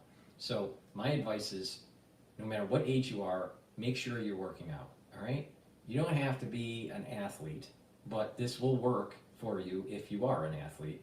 But if you're older, start doing a little bit of cardio. Start doing a little bit of resistance training. You don't have to overdo it. Just do a little bit. Do some stretching exercise. Balancing exercise is very important to improve your neurons. All right? And when you do that on a regular basis, and you're taking supplements such as Myotrol, what's going to happen is you're going to have more energy because your ATP, you're increasing your ATP. The health of your mitochondria is going to be increasing, and that energy is going to allow you to build muscle. All right? And you're reducing the atrophy. So you're building muscle and you're reducing the atrophy of the muscle. When you're younger and you're working out all the time, to get those muscle gains and to recover quicker, you need to take Myotrol. So this is a dual purpose for people that work out a lot and for people that are older. And when I say older, you start losing muscle mass at about age 40, 45. All right, so you need to really pay attention to this, and you'll get these compound benefits when you start having more muscle and more energy. Then what will happen is, if you do the proper exercises, you'll start to notice that you're having more back muscles. Your core muscles in your abdomen are going to get better if you do certain types of exercises, and your back muscles are going to improve, and so your posture is going to improve, and so you're reducing that slouching when you get older. So doing the proper exercising and taking the proper supplementation, you're actually aligning your back better, and you're going to get better blood flow. So, again, it's easier to deal with problems early on than when you start having osteoarthritis, when you start having osteoporosis, when you start having scoliosis, all right? You don't want that, all right? So pay attention to me. Exercise, don't overdo it. and take the proper supplementation. Take Myotrol. This will help to build muscle and maintain muscle and improve your mitochondrial health. Really important. And vitamin B complex. This is important. The first few B vitamins helps with your mitochondrial health, so your ATP will go up. Vitamin B helps with cellular metabolism, really important. And certain B vitamins also help with neuroprotection. Really important when you get older. Remember what I said. You need to do balancing exercises and stretching exercises. Why? Because you need to activate the cerebellum. If you don't activate your cerebellum, it's going to age, and you're going to start having wobbling issues and gait issues. Pay attention to me. Go to my store, the-studio-reykjavik.com, and get the vitamin B complex. And lastly, resveratrol. Resveratrol is an antioxidant. It soaks up free radicals. It also helps to get rid of senesced cells. It's synergistic with C60 and NAD+ and ubiquinol. The best way to take resveratrol is to take it in a stack. Take it with C60 or NAD+ or ubiquinol. Go to my store, the-studio-reykjavik.com, and get the resveratrol. I've been taking resveratrol for decades, all right? And Alex Jones is younger than I am. Does Alex Jones look younger than Dr. Paul Cottrell? Not so much.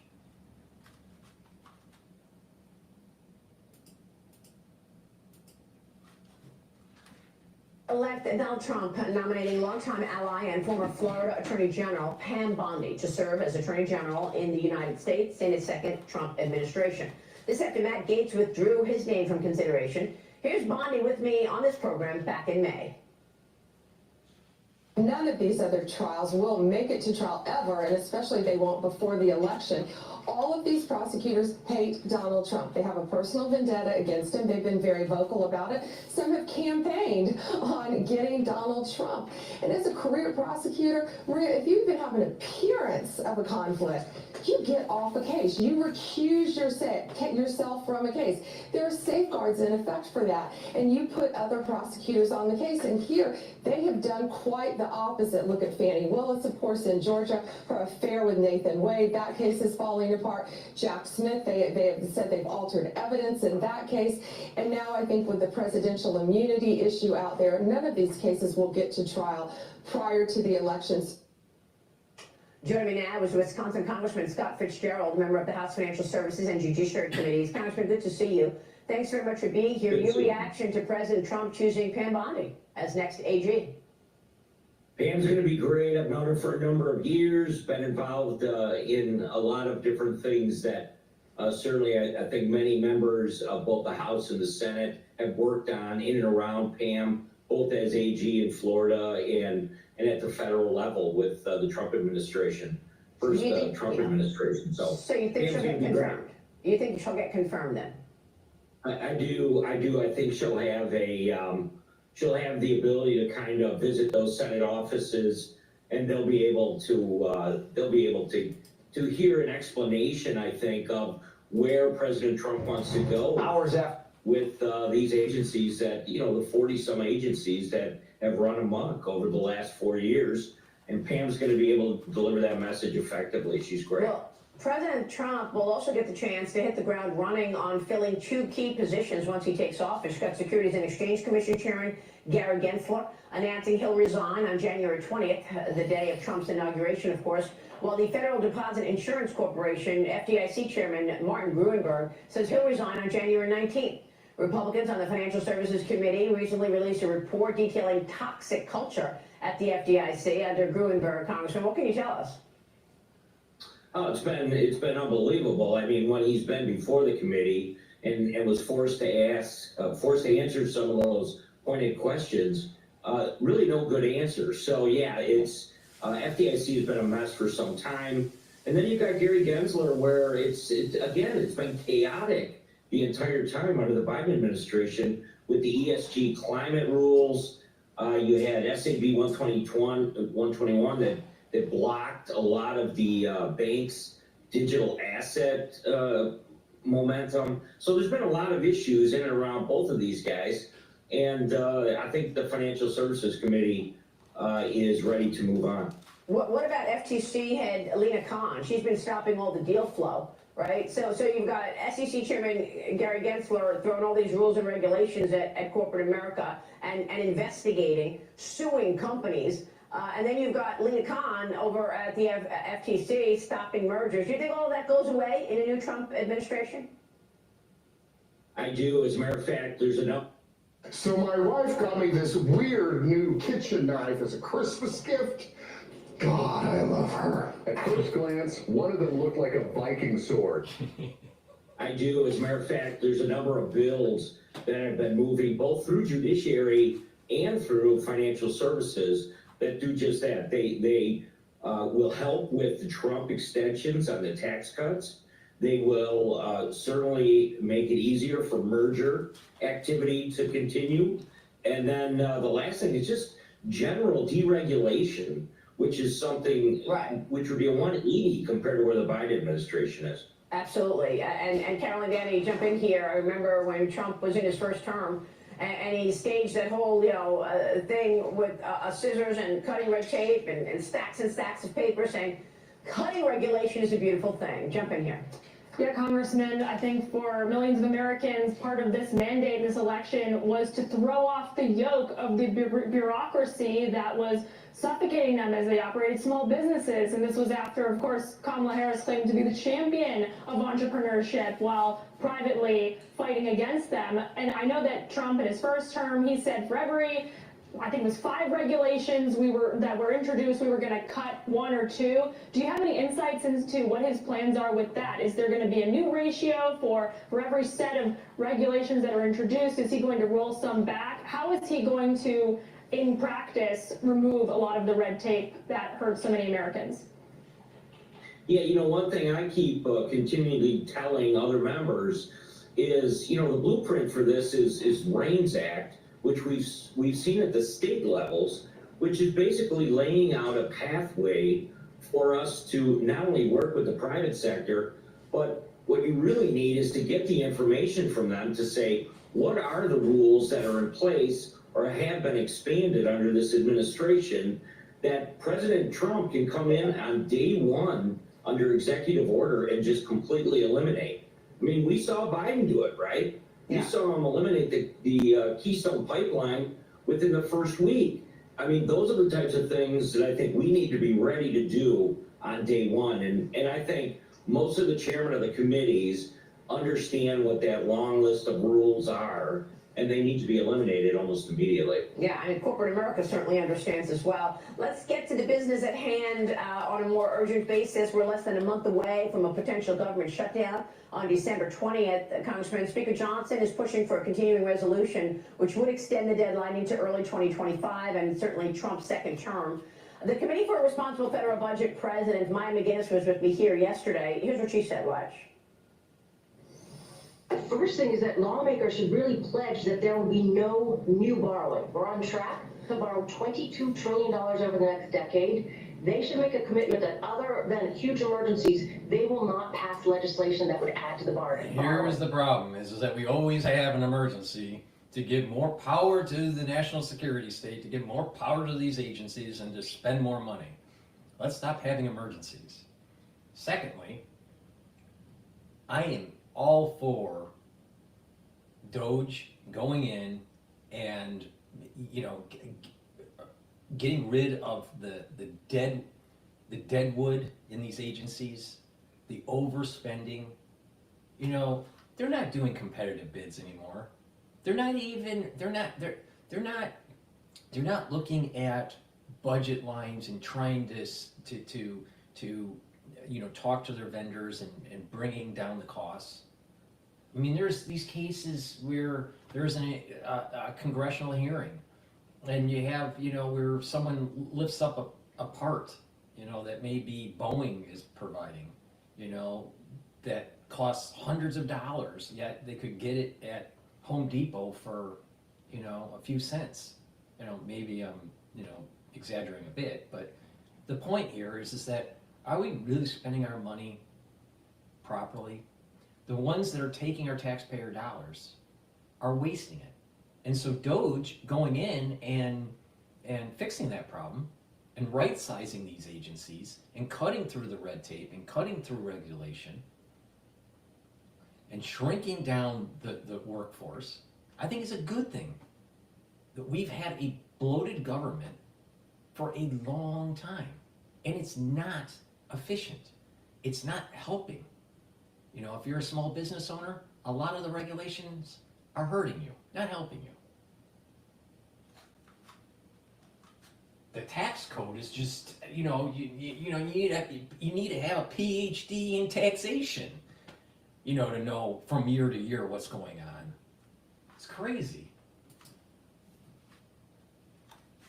So if we add new policies, we need to find ways to offset them. When we increase the debt ceiling, we should do it in a way that hopefully is paired with policies that decrease our borrowing, not increase it like we've seen before. We've seen a lot of leadership on this coming in. Now, maybe, I'm a little bit, old-fashioned, but I don't think we should be setting a new debt ceiling. We need to force Congress to spend in its means.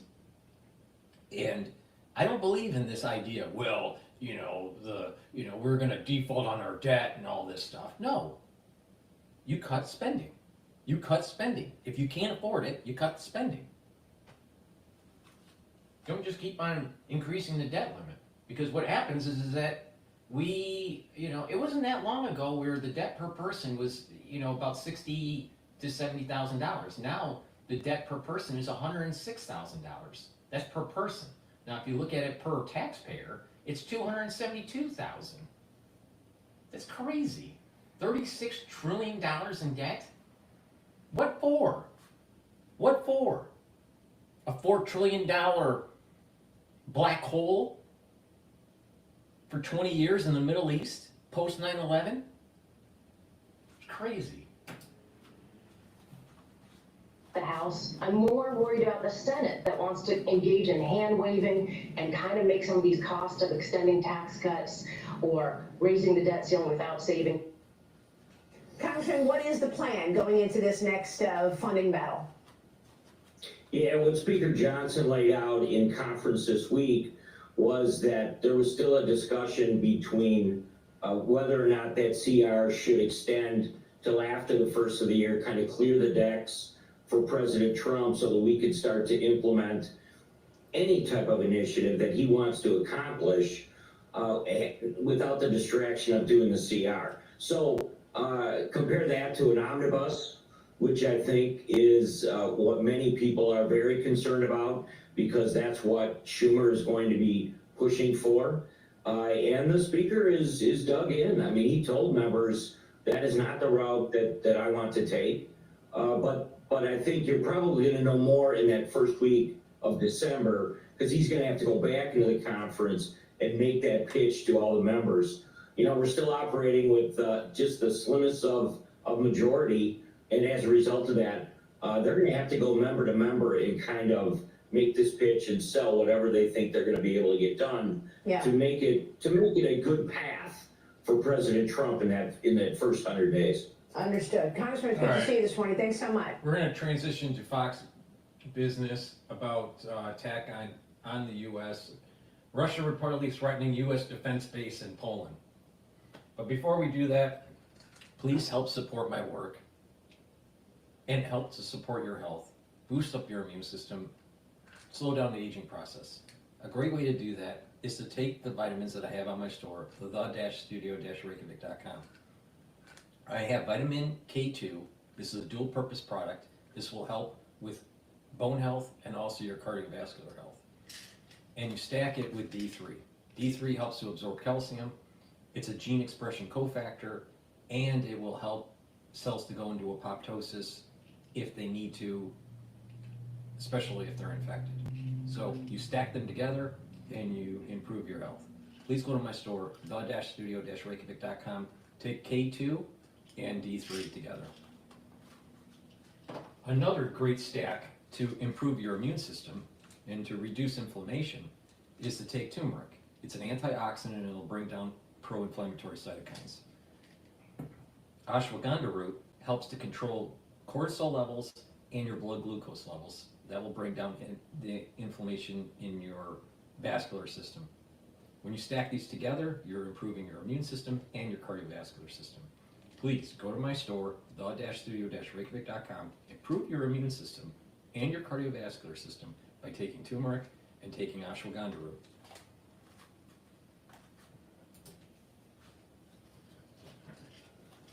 Thanks, Maria. All right, Scott Fitzgerald joining us this morning. Let's go to war in Ukraine. Hold on.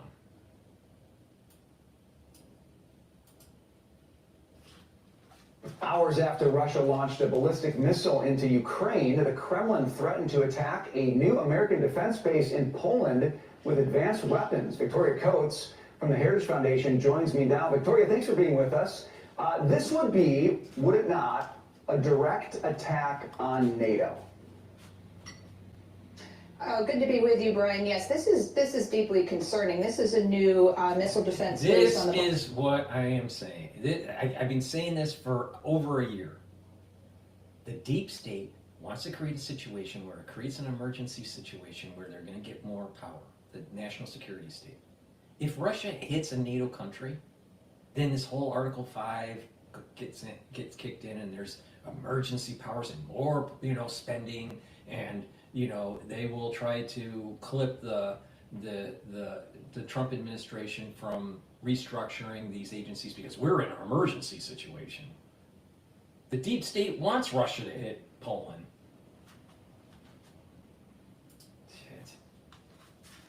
Exceed the United States just opened. It's called Aegis Ashore. It's one of our most sophisticated missile defense systems. It protects not only Poland, but also our Baltic allies, Lithuania, Latvia, and Estonia. And so, yes, this would be very much an attack on the United States, on NATO. And I have a very, very bad sense we're sort of drifting back into the Cold War here. Okay, so I want to talk about that very bad sense for a second. I mean, you get saber rattling, you get rhetoric, and then you get things like. Neil Ferguson, the historian, said we're already in Cold War 2.0. All right, so wake up, honey. We're already there. And it's our posturing and our international gurus that led us down this path.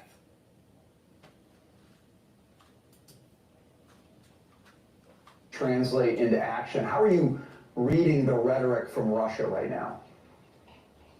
Well, this has really been an escalatory pattern for the last maybe week to 10 days since President Biden made the decision to give the long-range attack missiles, the ATACMS and the HIMARS, to Ukraine to attack in Russia proper. And obviously the Kremlin didn't like that. They lowered their threshold for using a tactical nuclear weapon. They fired off an ICBM, an intercontinental ballistic missile, at Ukraine, which was bizarre because those only exist to carry nuclear weapons, but this one had been modified to not carry a nuclear weapon. And now we have this. So clearly things are hotting up in Ukraine. And the problem is that the United States is in a state of transition from one president to another, and it's not entirely clear who's calling the shots. Do our adversaries view the 2 months before President-elect Trump takes office? We have nuclear subs that have conventional missile systems and nuclear missile systems. So what's wrong with Russia launching a missile that has dual capability? We have that. I don't understand. We changed our posturing with it's a good thing, right? Do you want the ICBM to have a nuclear weapon on it? Of course not. So is Putin a irrational actor? Probably not. But I'll tell you, the national security state, for them to get power and to hamstring the President Trump's administration, a great way to do it is to cause some sort of emergency kind of thing happening in Europe. That is some sort of missile that is conventional, that hits a NATO country. That would create an emergency situation, or some sort of tactical nuke going off in Ukraine. Either one of those is gonna change the whole dynamic of the Trump administration and the way we spend money in Congress. That as a window to do exactly this sort of thing? Yeah, transitions are always dangerous, Brian, but they can be orderly if, it's clear that the caretaker president is just that, not making major decisions, not creating crises. But the Biden administration seems to be doing the opposite. It's almost as if they want to make this situation as difficult as possible for the incoming president. Yep. And I think, though, clearly Vladimir Putin knows Donald Trump. He knows there's going to be a much more firm hand on the American tiller when he's inaugurated on January 20th. So my hope would be that he keeps it as much in the box as possible until then to allow for a negotiated end to this terrible war. But it's deeply concerning for the next 60 days. All right, next one for you, Victoria. Senator John Fetterman slammed the International Criminal Court after they issued arrest warrants for Benjamin Netanyahu and Yoav Gallant. Fetterman said, no standing, relevance, or path. Bleep that. Victoria, is there any significance to arrest warrants from the ICC like this? Well, there is, and I am not surprisingly a conservative, but I will say as a native Pennsylvanian, I'm extremely proud of the senior senator from Pennsylvania right now for telling it like it is. The United States and Israel, neither of us are signatories to the ICC, so this is not binding, but we've had countries from Holland to Canada announce that they will arrest the sitting prime minister of Israel if he sets foot on their soil. These are NATO allies of the United States who are saying this. So it is chilling to hear this happen. The other thing the ICC did, though, Brian, is they issued an arrest warrant for one of the dead leadership of Hamas that Israel has already eliminated. So it sort of shows you how ridiculous this is. But, it's not fair to have the duly elected prime minister of Israel not be able to travel to a NATO ally. Right. To talk about an institution totally undermining its own credibility. Victoria, we got to leave it there. Thank you for that. I appreciate it. All right, I want to go to CNN about Gaetz not returning to Congress. This is why your blood sugar spikes and feet burns. Did you know type 2 diabetes is a completely reversible condition? You may not know this, but the biological... We heard from Matt Gaetz in the last hour. What did he say? Well, one, he said for the first time officially that he would not be rejoining Congress. This, of course, comes as we know there is still a debate over the release of that ethics report. But he also said this about his meeting with senators when he was still in the running and still nominated to be Attorney General. While our discussions were going well, I found myself having to do two jobs at one time, Charlie, and you got a front row seat to this. I had a full-time job explaining to senators that maybe a tweet I said about them was rash and not reflective of how I would serve as Attorney General. And at the same time, I was having to build out the Department of Justice with the right human talent, the right policy infrastructure. And Pam Bondi's confirmation won't have some of the sharp edges that mine would have. So clearly, Matt Gaetz in some of those meetings had to defend some of the more polarizing things he said, in addition to, as we know, this growing concern among Trump's orbit that more damning evidence was inside of that ethics report, that some of that was going to come out and hurt his chances even more. I heard from one source on Capitol Hill essentially saying they believe there were so many hard no's already. That was before they'd heard any new information out of the ethics report, that it would seem impossible that Matt Gaetz was going to actually get to be confirmed. As you noted, this was a moment for Donald Trump. He also had heard this and told Matt Gaetz he just simply did not have the votes before Matt Gaetz decided to withdraw his name.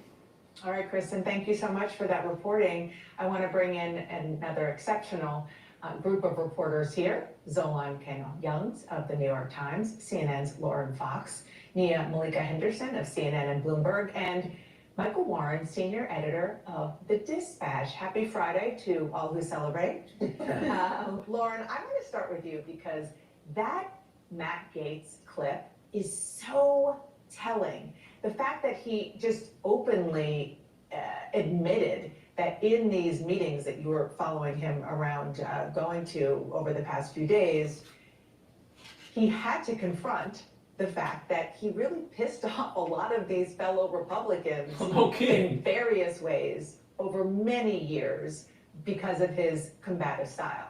Yeah, put aside the fact that senators always feel as though they are superior to the House of Representatives. That is a dynamic that exists across Capitol Hill.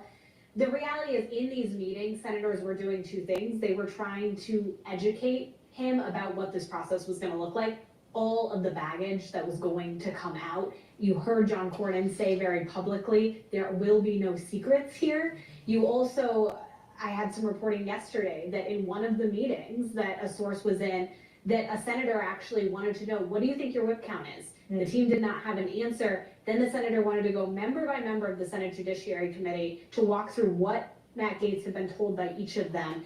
And at the end, this source told me there were at least 5 people who had given him some, we believe in you, we're with you answer, but not a confirmed, yes, we will vote for you. And that just lays out how difficult this was. That was just on the Judiciary Committee. That's really, really interesting. And let's hear a little bit more from what Matt Gaetz said this morning. This about his nemesis, Kevin McCarthy.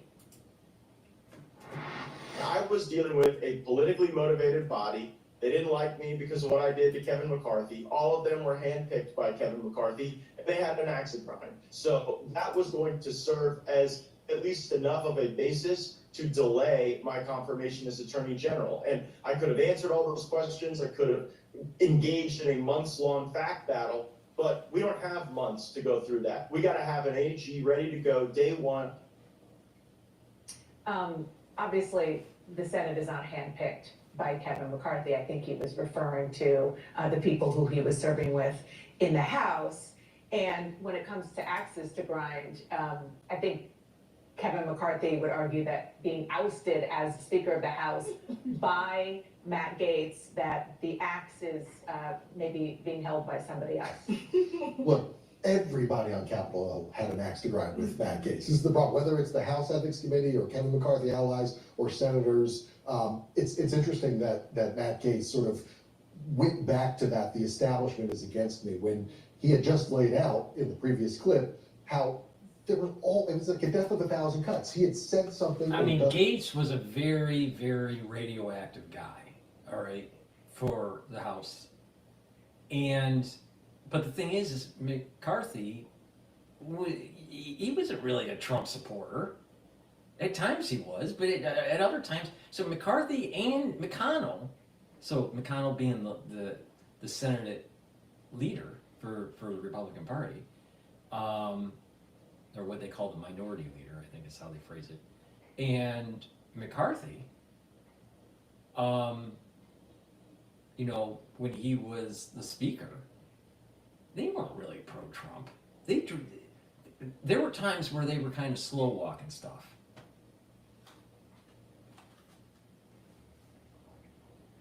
So the problem is that Gaetz was too radioactive. The other part of the problem is the establishment isn't really so pro-MAGA at all.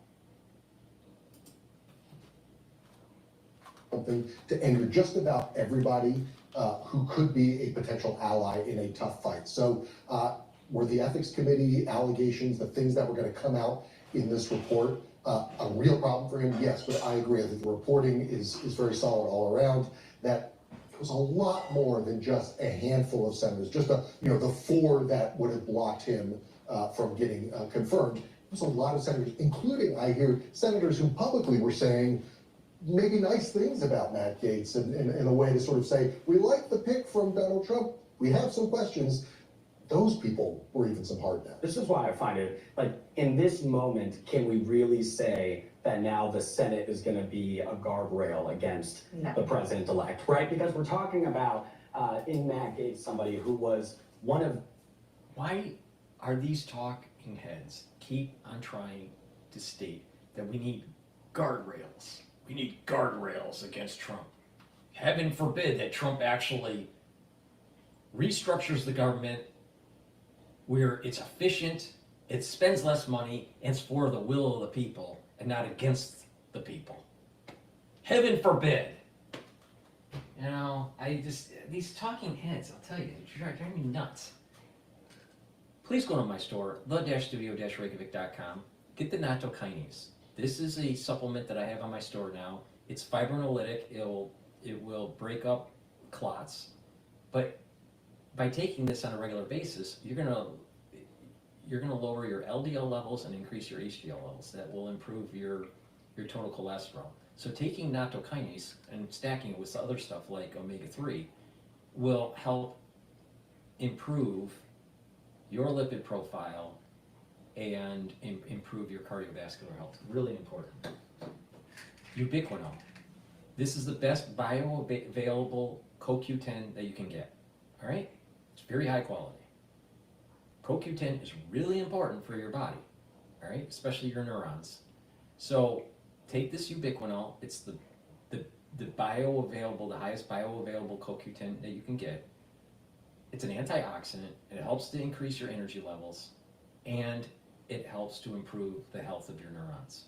Very important as you get older. Extremely important. And vitamin C. We're in the cold season. Take vitamin C on a regular basis. This also has magnesium in it. And drink it with filtered water. If you're not feeling well during the cold season, take a double dose of it and drink it. Drink filtered water. But take vitamin C. And vitamin C not only helps with your immune system, it also helps with your skin. It is a vitamin that cross-links with collagen to improve the dermal layer of your skin.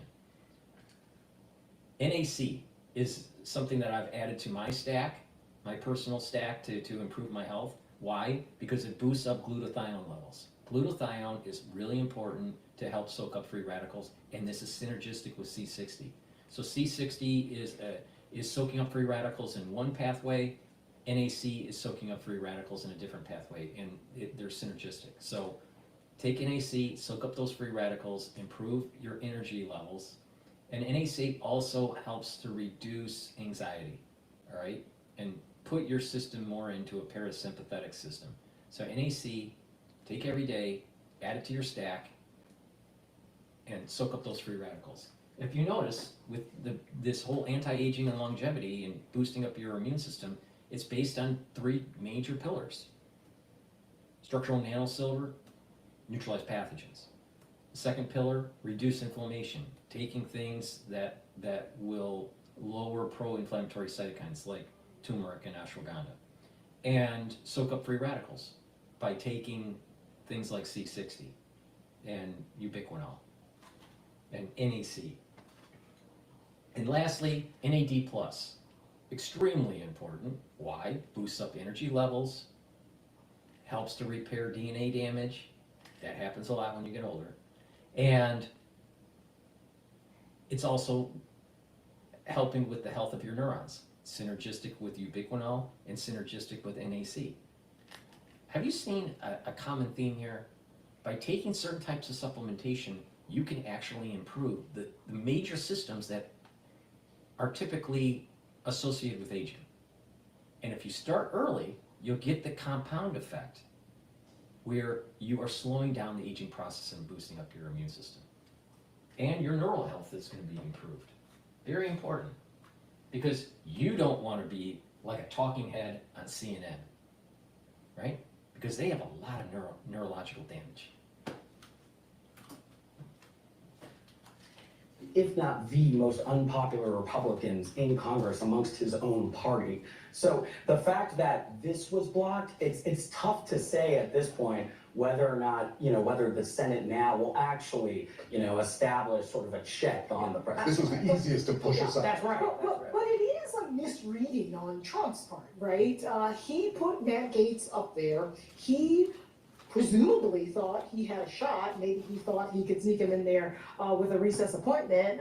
Folks on the Senate side don't seem to be too willing to grant him that. So, this is a pick that Trump thought through his power, through what he sees as a mandate, right? I don't really necessarily think it was a mandate, but he thought through his sheer power, he could blow past the anger that people had at Matt Gaetz, and he was very, very wrong. And I think most people, when they saw Matt Gaetz, they said, this is never, ever, ever going to happen, but somehow Trump thought differently. I want to listen just to the point that you were talking about with regard to whether Gaetz is a canary in the coal mine. I agree with you. I think Matt Gaetz is his own issue and comes with his own, I mean, not just baggage, it's like an entire steamship of things that he had to deal with.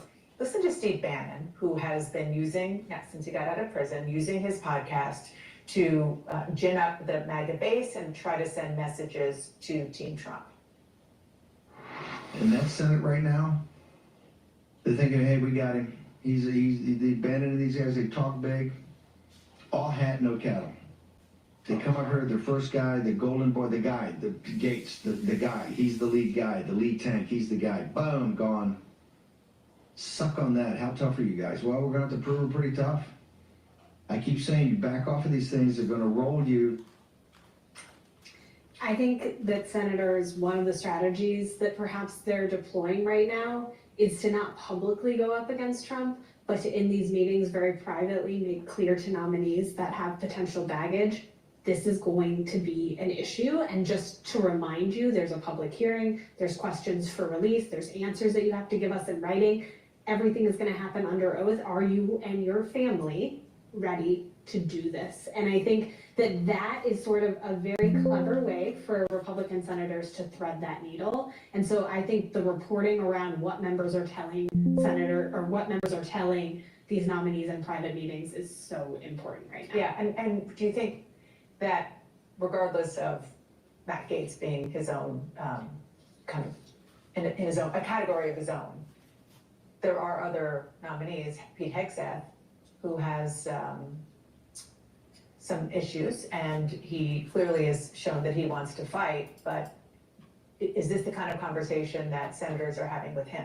Absolutely. I mean, this is the kind of conversation that senators are having, and that is independent of issues that they may have on these individuals' stances on policy, on philosophy of how they're going to run these agencies, on their qualifications. That is a whole separate conversation that also is going to transpire in a very public way, and Democrats aren't going to let that stuff go either. Yeah, I want to ask about something that you wrote about this morning. And the headline is, it's Florida time in Washington. Donald Trump is bringing the Sunshine State to DC, and back, obviously, Pam Bondi, being the former Attorney General of Florida, is a big example. There are others as well. Yeah, I had actually written, included Matt Gaetz in my write-up, had to strike it from the copy before we went publish, and then was able to slot Pam Bondi right in. So it just goes to prove my point, which as a reporter I love. Look, this is Florida's time, as I quote Brian Ballard, who was sort of a super lobbyist in the first Trump administration. I think he's going to be he's from Tallahassee. He's going to be a force to reckon with. You've got all the way from Susie Wiles, the incoming chief of staff, a lot of the senior staff in the White House, also from Susie Wiles' orbit in Florida. Marco Rubio, Mike Waltz in the National Security Advisor position, and Trump himself is a Florida man now, and it's through and through. You can see it from the way the transition is coming out of Mar-a-Lago. People talk about, well, we got to hear what Palm Beach has to say. I mean, this is a Florida administration, so except for the palm trees, I think Washington's going to look a lot like Florida in a couple months.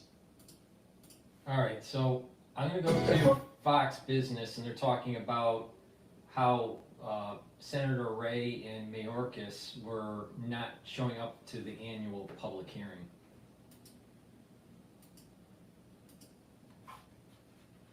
Of the Homeland Security Committee, Wisconsin Senator Ron Johnson. Senator, what's going on that those two, I almost cursed, men, Ray and Mayorkas, did not show up to testify and speak not only to you, but... You know why? Because they feel as though they aren't beholden to the will of the people. They feel as though because they're running their agencies that they can do whatever the hell they want. And this is the reason why I keep on saying in a post 9/11 world, the only way to make America, quote, great again is to make sure that we truncate these agencies. the American people. Well, first of all, let me say January 20th cannot come soon enough. Amen. What they claim is that the threats are so serious that they couldn't really discuss them in public. They needed to brief us in a secure setting. And Chairman of the committee, Chairman Peters, apparently rejected that offer. I was chairman of the committee for 6 years. I've been here since 2011. This has been an annual hearing. If there's something so sensitive, we can be briefed in a classified setting. But this is something I'm telling you that the national security state is setting up for something that is similar to 9/11. Now, does it mean that it happens? Hopefully not. But they're setting something up. They're setting something up to make sure that their power is not truncated. Just blew off. And by the way, if the threats are that serious, and I don't doubt that they are, it's because of what they have done. You know, particularly Secretary Mayorkas, who's pretty well, ruled over the open border policy that has let, millions of people, some of them terrorists, gang members, cartel members, human traffickers, sex traffickers. Right. And so what happens is Mayorkas fails on the job, causes risk in the society, and isn't held accountable. Just like these generals that lose wars, they're not held accountable. They'll get their golden parachute at Raytheon. And present danger that now they won't even talk to Congress about. It's outrageous. Well, Senator, on a broader scale, we got a lot of threats abroad that some of which are not that too far away. In Europe, for example, where the Biden administration has been ratcheting up the danger and the threat of the situation by providing Ukraine with very lethal weapons, both landmines and these long-range missiles. And I'm just curious, who do you think is making these decisions? If President Biden is going off to the Amazon and Kamala Harris is out on the beach in Hawaii, who's actually making these very critical decisions about foreign policy right now? I would say nobody knows. I mean, I think that's been true throughout the Biden administration. Thank you for asking. Dr. Paul Cottrell thinks this. It's a combination between Satan and Bozo the fucking clown. Forgive me for interrupting, but do you have an idea? Is it Secretary Blinken, perhaps? Yeah, we really don't know. Is it his chief of staff? Yeah, I don't know. Is it the individuals that turn down his bed at night? Listen, this is a dangerous world, and they're making it more dangerous. I mean, this dangerous escalation, allowing U.S. attacker missiles to go into Russia. Putin has obviously drew the line in the sand. He warned us that NATO was off the table, but Biden wouldn't take that off the table, and Putin went ahead and invaded Ukraine. And now Ukraine is largely destroyed. Again, this has been so mishandled, and now on the brink of finally having a responsible president in office, now they launched this escalation, and of course the reaction was Putin launched an intermediate range ballistic missile with multiple warheads on it. Not nuclear tipped, but they had to warn the U.S.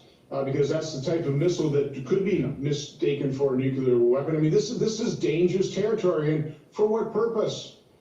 Again, the only way this war ends is with a negotiated settlement. Every day that goes by, the result is worse because more Ukraine gets destroyed, more Ukrainians die, more Russian conscripts die. So create the stress in the European theater where there could be an attack by Russia on a NATO ally, create an emergency, or some sort of miscalculation where tactical nukes are used. But our national security state is doing this to us. And when they make this mistake and something bad happens, they're going to go to Congress and say they need more power and to curtail your freedoms. You don't believe me? Look at what happened during 9/11.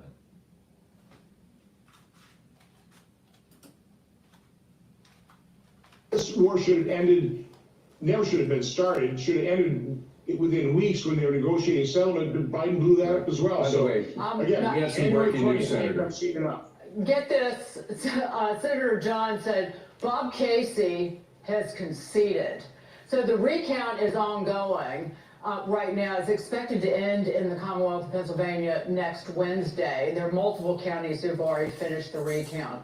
But Dave McCormick, Republican, is now, well, the vote still has to get certified, but is now your colleague. Now, he has been at orientation, but Bob Casey, with the help of Mark Elias, the lawyer, was digging in and fighting the fight, as Democrats do in the Commonwealth. But Dave McCormick, the senator, Republican from the Commonwealth. Look at the difference between that close election in Pennsylvania and the close election in Wisconsin. Now, Eric Hovde wanted all the votes counted, but you didn't see any Republican election commissioners violating the law openly and bragging about it and opening up and counting ballots that were completely illegal, judged by the Supreme Court they were illegal. That's what happened in Democrat-controlled areas in Pennsylvania. It is scandalous. It is. Dave, you want to get to this? Well, of course, Matt Gaetz has withdrawn as the consideration for Attorney General, so there will be somebody. There's been some speculation, by the way, that he might actually be appointed senator by Governor DeSantis. What do you know about that, if anything? I don't think that's going to take I don't know place. anything. I think Gaetz is so radioactive that it's a high probability that his political career is over. And that was a decision he had to make. I think he was right. He was turning into distraction, and so I actually appreciate the action he took here. Attorney General is incredibly important. President Trump needs warriors like Matt Gaetz. You know, we need to root out the deep state. This is not going to be an easy fight. This is going to be a pitched battle. So he needs people like Matt Gaetz. I'm going to support the type of people that President Trump wants to appoint. But listen, he obviously was a controversial pick, and I appreciate probably wasn't an easy decision for him, but he probably made the right one. Yeah. You want to throw out a name of somebody who would be, and I'm using this in not literally, a skull crusher inside the Department of Justice, Senator. Somebody who will go in there and just shake things up and make the confirmation hearing itself really just full scorched earth for the American people. Well, again, I want a warrior. I don't have particular names in mind. I'll let that up to President Trump and his transition team. But we need fighters. We really do. We don't need people who are... All right, so this was when Matt Gaetz withdrawals, when they were doing this recording, but the announcement by Bondi, you know, that she would be elevated as the nominee. All right, so with that, let's drop into Bloomberg and see what they're talking about with the Trump Treasury Secretary here. Names crop up in the mix here. I think it's fascinating that it's taken this long to figure out Treasury, and it could take much longer still. We don't know timeline here. Whereas Matt Gaetz drops out, and less than 12 hours later, he already has a new name on the list for AG ready to go. So clearly there were ideas in place here, backup plans, as there was perhaps writing on the wall for Matt Gaetz. But does that not mean there's not backup plans to the backup plans if he doesn't like the Treasury options that have been presented to him thus far? We're on the backup plans right now. So Mark Rowan and Kevin Warsh, those people these who are are not okay. in the initial Fair discussions, brought them down there this week. But those interviews were days ago. There's still meetings happening. They're still trying to figure everything out. And there's just, you know, you basically have an internal conflict here of Trump wants someone who is a Wall Street person, who has the pedigree and experience, but also is MAGA. And those things are oftentimes at odds. Pete Hegseth making the rounds yesterday in the Senate. He did have an answer to the charges that had been levied against him. A police report came out detailing this sexual assault case that he paid money to settle. It says that they decided not to file charges, and that's the end of the story. Is it? We'll find out. 2 months is a really long time. There could be a drip of allegations that continue to come out here. You know, Trump is basically daring the Republican senators, saying, "Look, defy me." But you know, as we saw, the Republicans, you know, in the Senate are not afraid. They said no to Matt Gaetz, they say no to someone else. So this is really going to be sort of the key one to watch here. You know, it looks like some of the others, perhaps Tulsi Gabbard, RFK Jr. may get by. They're a little bit more qualified from a at least that's what Republican senators are saying. You know, if you look at the resumes of a lot of people, they don't necessarily have the experience that one would traditionally have. But I think there's widespread recognition among Republicans in the Congress that they can't, a Trump nominee doesn't have the traditional experience because they weren't inculcated in the deep state to toe the line of the deep state. That's what that is. That's code for you weren't inculcated to the culture of the deep state. And what we want is restructuring. The will of the people voted for Trump to truncate the agencies. Not to play patty cake. All right, let's go to France 24, talking about the escalation in Ukraine. Launched a drone strike on the Ukrainian city of Sumy overnight, killing at least 2 people and injuring 12 more, according to local authorities. It comes as Russia also fired a new ballistic missile in response to Kyiv's use of US and British longer-range missiles. The Kremlin says the strike on Dnipro was designed to warn the West that it could be used to attack countries supplying military aid to Ukraine. Let's first take a listen to Russian Foreign Minister Sergei Lavrov. Что касается реакции на наш ответ, я так понимаю, Зеленский испугался. Regarding the reaction to our response, as I understand it, Zelensky got scared. He directly began to accuse his hosts of leaving him unarmed in the face of such an action by Russia. Well, this is probably a useful result, because it allowed at least to be closer to reality, to feel it on your own skin, I would say. As for what to expect from Biden and his outgoing administration, well, attacking supplies and allowing the British and French to use Storm Shadows and Scout missiles, of course, is an act of leaving a bad legacy to the next administration. Well, let's get the latest now with our correspondent Gulliver Craig, who's standing by for us in Kyiv. Gulliver, are Ukrainians worried about this escalation? It's funny to hear Lavrov there accusing Volodymyr Zelensky of being scared, because that's one of the words that Volodymyr Zelensky has been using lately to describe the Russians, trying to claim that they're scared. I think in reality it's Ukrainians who are more worried at the moment. I mean, there have been new details coming out about this intermediate range ballistic missile that was tested for the first time yesterday. The Ukrainian military intelligence say that it flew nearly 1,000 kilometers in just 15 minutes, that it had 6 warheads on it, not nuclear warheads, conventional warheads, but 6 of them with 6 submunitions in each of them. So it's a very powerful weapon. The Ukrainians don't have any kind of air defense systems that could shoot such a thing down. This morning, the Ukrainian parliament announced that it was cancelling its session, or at least several MPs from the parliament said that they had been told the session was cancelled for that reason. And so that has made people in Kyiv be a bit worried that they might be expecting a strike with a similar missile on the capital. Though later on in the day it turned out apparently that the cabinet had met, not the parliament but the cabinet of ministers, so I guess they weren't that worried.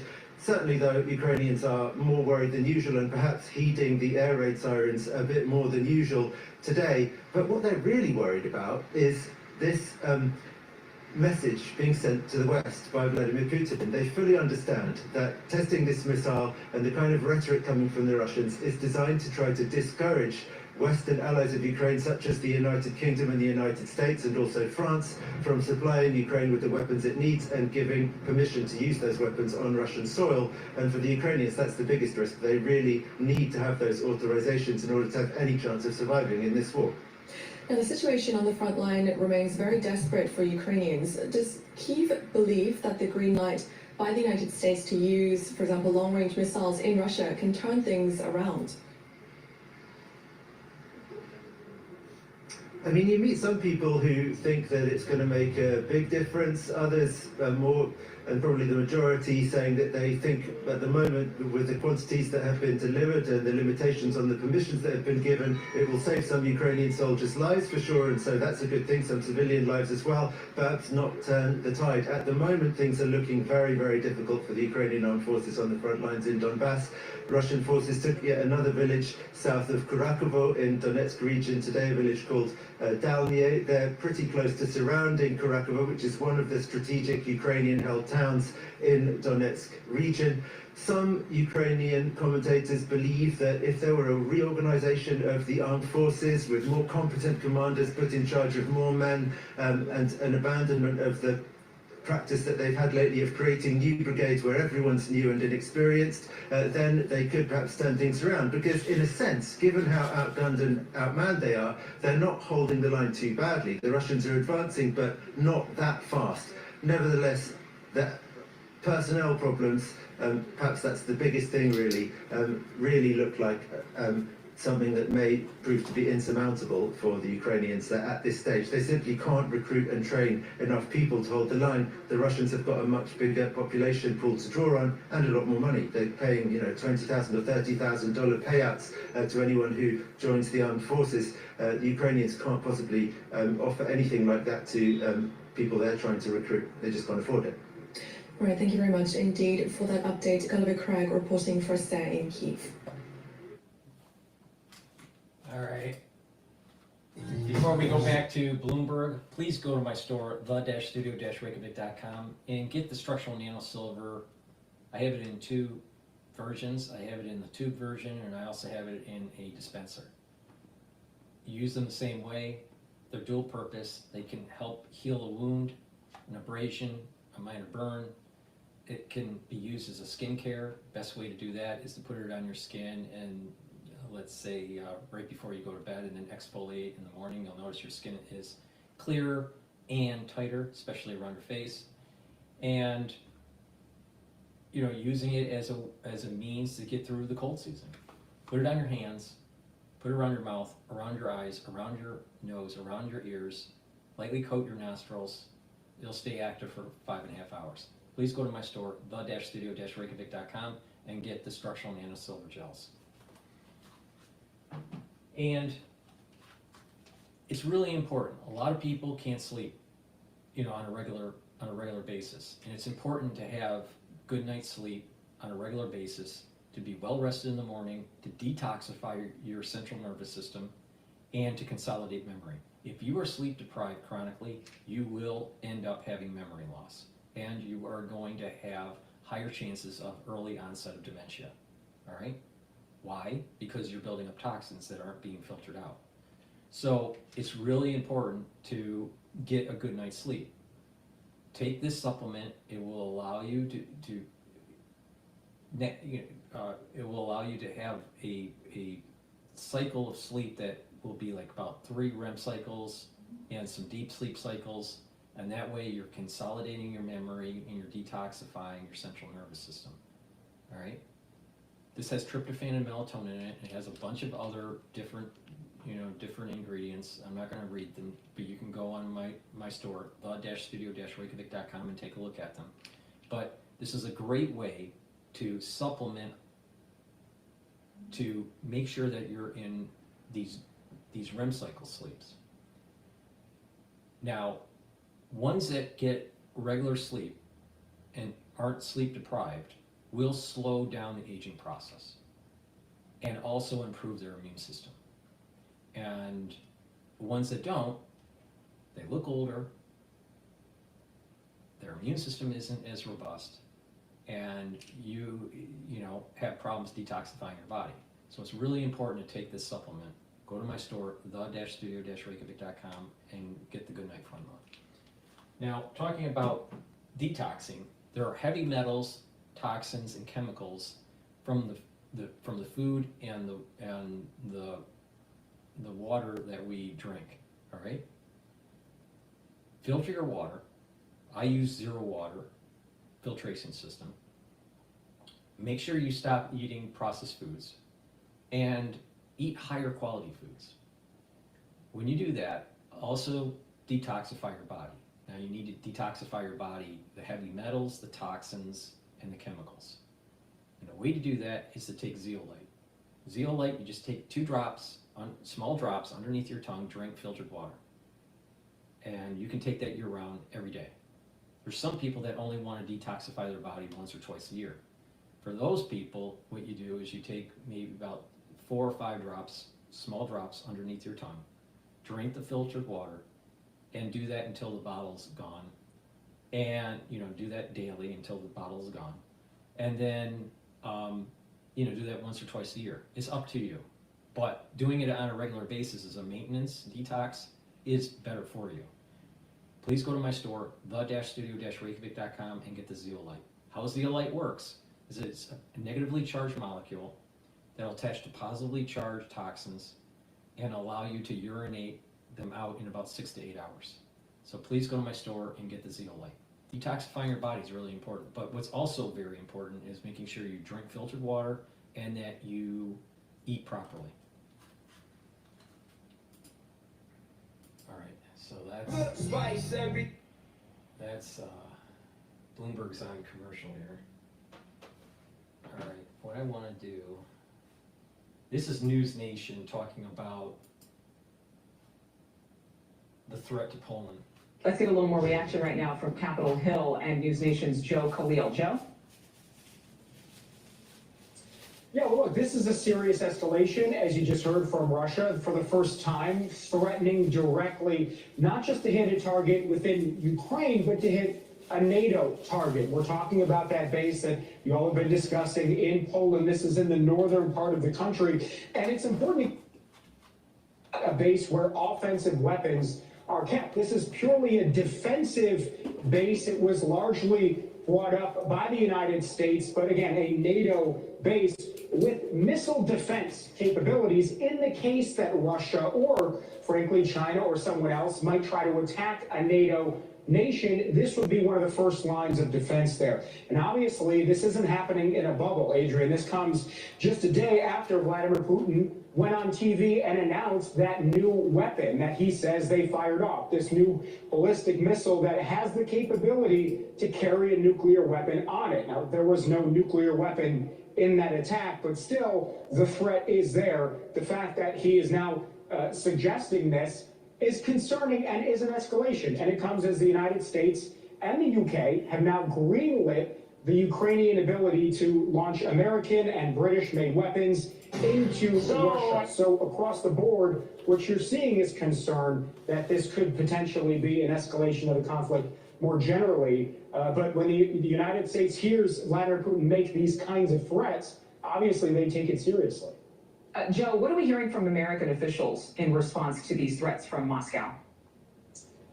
Yeah, so interestingly, we reached out to several senators, several lawmakers, people who were in the defense sphere. We're talking about the Armed Services Committees, Foreign Affairs, Foreign Relations Committees. We've not gotten responses directly from them yet on the threats to the NATO base in Poland, which is a bit surprising to me, at least not yet. But on the other threat, on Russia sending this new weapon, as they say, we did hear the White House commenting on it yesterday. This is Corinne Jean-Pierre from the podium. The escalation at every turn, at every step, is coming from Russia. They're the ones who are escalating this.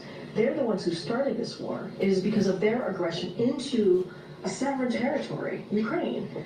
And this war can end today. You hear say this over and over again. It can, if Russia would stop the war and stop what they're doing with their aggression. Adrian, what I found interesting from my perch here on Capitol Hill is Democrats generally are united in supporting Ukraine. Republicans are more split. You've got a fact party that says we spent too much money on Ukraine. You've got another faction that is very pro-Ukraine, and that faction of the party, led in part by Mitch McConnell, has been criticizing the Biden administration for not acting quickly enough. And what he has said is that when we continue to fear Russian escalation, what we are missing is that Russia continues to escalate anyway. So just an interesting perspective, I think, from Mitch McConnell and others to agree with his view on this issue. All right, Joe Khalil, thank you so much for reporting live for us there from the Hill. Thanks for watching. Go to join and... Before we go to Cudlow interviewing Ted Cruz, please go to my store, the-studio-reykjavik.com. Soak up those free radicals. It's really important to slow down the aging process and to improve your immune system. You can get C60 on my store, the-studio-reykjavik.com. You can get it in extra virgin olive oil, MCT coconut oil, or avocado oil. C60 is a molecule, 60 carbons, that will help to neutralize free radicals, these ROSs. And when you do that, what will happen is less stress will happen in the cell, and the cell's mitochondrial health will improve, and you'll have more ATP, you'll have more energy. You need lots of energy for your neurons, you need lots of energy for your immune system, you need lots of energy just for proper cellular function and tissue function. So if you do this on a regular basis, you're going to start noticing that your tissues are performing better, you're having more energy, and you're slowing down the aging process. So please, go to my store, the-studio-reykjavik.com, get the C60. You can get it in a 2 ounce, a 4 ounce, or an 8 ounce configuration. You should take a teaspoon of it a day. Take a teaspoon a day, every day, get that compound effect. It's a major pillar of my anti-aging protocol. Please go to my store, the-studio-reykjavik.com. And a great way to improve your health and slow down the aging process, take Max 35 or Max 14. Take a teaspoon a day, you swish in your mouth, you gargle 30 seconds or so, and then swallow. What will happen is you're neutralizing pathogens, you're improving your oral hygiene, you're maintaining the mucosal barrier that you need, and you are mitigating chance of infection, especially during the cold season. It's a great way to boost up your immune system. Take the Max 35 or the Max 14, go to my store, the-studio-reykjavik.com. And lastly, I offer a great toothpaste. This toothpaste is the best toothpaste that you're going to be able to buy. All right? This has structural nanosilver in it, has no fluoride, because fluoride is bad for you. And this will help whiten your teeth, freshen your breath, reduce gum irritation, improve your gum line. And a lot of people don't know, but poor oral hygiene when you get older increases your chances of cardiovascular disease and valvular disease. You don't want that, because when your valves are diseased, you may need a valve replacement, or you'll have prolapses, or you'll have regurgitations, or you'll have stenosis and calcium depositing, and a lot of bad stuff can happen. You don't want that. So with proper supplementation and improving your oral hygiene, you're improving your health. So please go to my store, the-studio-reykjavik.com, get this toothpaste. It's a structural nanosilver toothpaste. It's the best toothpaste that you're going to be able to buy. Way better than anything that Alex Jones sells. Way better. Help support my work, the-studio-reykjavik.com. The link is in the description of this video and all my videos. All right, what's going on with America's energy renaissance?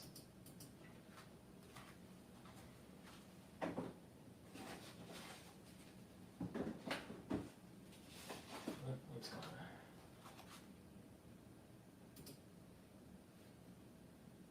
It's not cycling. So I spoke to the great Senator Ted Cruz of Texas a little bit earlier today, about an hour or so ago. We talked about a whole bunch of issues, including the blue-collar boom in Bitcoin. Take a listen to what he had to say. So we welcome Senator Ted Cruz of Texas back to the show. Senator Cruz, thanks for doing this. We appreciate it. Larry, always good to be with you. Thanks for having me. So let's have some fun, sir. Let's have some fun. The Dow Jones today is up 600, almost 600 points as of this taping. It's up 2,000 points since the election. People are calling it the Trump trade. Now, even more fun, I think, for you, Bitcoin is moving towards 100,000, okay? So it's at 98,000 and change today. It's up 30% since the election. There's a crypto boom, there's a Trump trade, there's the hope of a blue-collar growth boom. What do you make of it? So right now, the ETF, or BITO, which is the long version for pro shares for Bitcoin, it's trading at 26.68 right now. Senator Cruz, put your economic hat on, sir. Well, it's a return to common sense, and I think it's the market betting on good policies that are going to be coming from a new administration and a Republican Congress. And if you look across the board for economic growth, the two biggest levers that government has for economic growth are tax reform and regulatory reform. We're going to see both. When it comes to tax reform, if God forbid Kamala Harris had won, we would have seen a massive tax increase on job creators, on working families, on the entire economy. Instead, what we're going to see is this Republican Congress working hand in hand with President Trump We're going to extend the 2017 tax cuts. My hope is we're going to make them bigger and bolder. That is great for economic growth. Secondly, regulatory reform. We have an enormous burden on our economy from government regulations that destroy jobs, and we are seeing now, with leaders being appointed by the president with a commitment to pull the job-killing regulations back, I think we're going to see small businesses take off. And in particular, we are going to see an American energy renaissance. We are going to return to American energy dominance. The war on oil and gas that came from Joe Biden and the Democrats, that ends on January 20th. And I think you're seeing the market react to that in a powerful way. So as I recall, and I know I'm old and infirm, but as I recall, you're a big crypto advocate. Yes. And I want to come back. I mean, this Bitcoin thing is unbelievable. As I say, I mean, the number, it's up $30,000 since $30,000 since the election, 43%. What do you make of that? Where do you think this is coming from? Well, listen, I am one of the leading defenders of Bitcoin and cryptocurrency in the United States Senate. I myself am a Bitcoin investor. Not only that, I'm a Bitcoin miner. So he benefits from these regulations. But the thing is that how is the Federal Reserve gonna abrogate authority? They're not gonna give up their authority. There's no way they're gonna give up their authority. There'll be a war before that happens. You have a higher chance of nuclear detonation, not just by tactical nukes, but intercontinental nukes, than the Federal Reserve giving up authority to making currency. There's no way that's going to happen. So what's really going on here? And this is why I keep on saying you got to be careful, because there's not an economic fundamental here.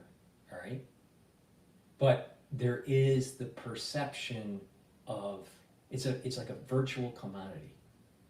So as long as there's the perception that there is some value, then it's going to be trading. And just like trading companies that don't have real revenue, they can go up, but they can also crash when people need real liquidity. All right? That means that Bitcoin's going to continue to go up. But when there is a major recession that happens, if there is some major thing like major event in the world that happens, I'm not so sure that it will be stable. There's a high probability that it won't be stable, and it will lose a lot. So you got to be careful, because there's not the use case, the real world use case isn't there. It's not there because central banks would have to give up authority. That's not going to happen. You will have a nuclear holocaust before central banks give up authority to their currency. So what's really going on with tech? I own 3 miners that are hashing right now. They're out in West Texas, and it is an incredible thing. Look, the single biggest threat to Bitcoin and cryptocurrency generally is the federal government, and in particular the federal government, radical leftists in government that hate Bitcoin and hate cryptocurrency. Elizabeth Warren hates Bitcoin, and a point I make frequently is that Elizabeth Warren hates Bitcoin for the same reason that communist China hates Bitcoin, because they cannot control it, because it is decentralized. That is the reason I love it. I want it out of government control. I don't want federal bureaucrats having control over it. And I think you're seeing people responding to what's going to be a favorable regulatory environment. I want Texas to be the oasis for Bitcoin and cryptocurrency generally, and we are seeing miners and innovators. How's this any different than the tulip futures that happened in the 1600s? It's just taken a hell of a lot longer for it to blow up. People back in the 1600s were leveraging their farms and their homes for the futures of sketches of tulips. Now, obviously, the tulip bubble burst, and it took less time for it to burst than, let's say, the crypto thing. But the use case is just not there. You would lose the country's sovereignties Again, what's the two most important things that makes a country a country? Protecting its borders and minting its coin, being able to make its coin. But if it's decentralized, then what's happening is you got digital nomads. You don't have countries. That sounds like world government. It doesn't sound like sovereign nations. So it's dangerous. But it's a virtual commodity. That's what's happening. It's creating an artificial supply dynamic, and there's a big demand that's happening for this supply. But be careful. There's not a real economic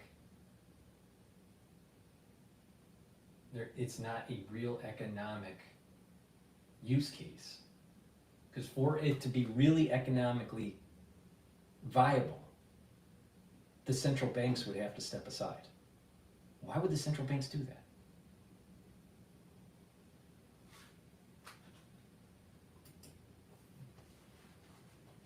From all over the world coming to Texas to invest and create new jobs when it comes to Bitcoin and crypto. Well, I would think it's a lot better than having the Federal Reserve, they talk about these central bank digital currencies. Yes. So this is like Hayekian currency competition, which I think is probably going to be a great thing. Amen, hallelujah. I've introduced... Really? How's this any different than going back to the colonial days of the 1700s and the very, very early 1800s, and the concern of different colonies? All right, well, let's go. All right, you had colonies that had currencies, and then during the early foundation of the country, there were different currencies that eventually merged into one currency. All right. Now, what date that merger actually happened, I'm not really sure. I'd have to look it up. But the point here is that you don't have a real country if you have a bunch of destabilized currencies. Now, yes, the Federal Reserve, has done some bad things to the economy. I'm not saying that the Federal Reserve is all lily white. They're not. But you want a country to be able to control its currency, not to be decentralized. That doesn't make sense. That does not make sense. In the long run, that is not in the long run for the country. That is not stabilizing. Something's up. Now, in the short run, people can make money doing this. It's going to be, once the digital currency, the digital dollar goes full bore, they're going to have to regulate Bitcoin, because it's going to try to circumvent the digital dollar. And the central banks are going to want the control, not giving it up to decentralized cryptocurrencies. And they're going to run it on the backbone. Let Bitcoin become popular. Let Bitcoin become more adopted using blockchain. Run on that platform. Issue the digital dollar, and then start regulating Bitcoin.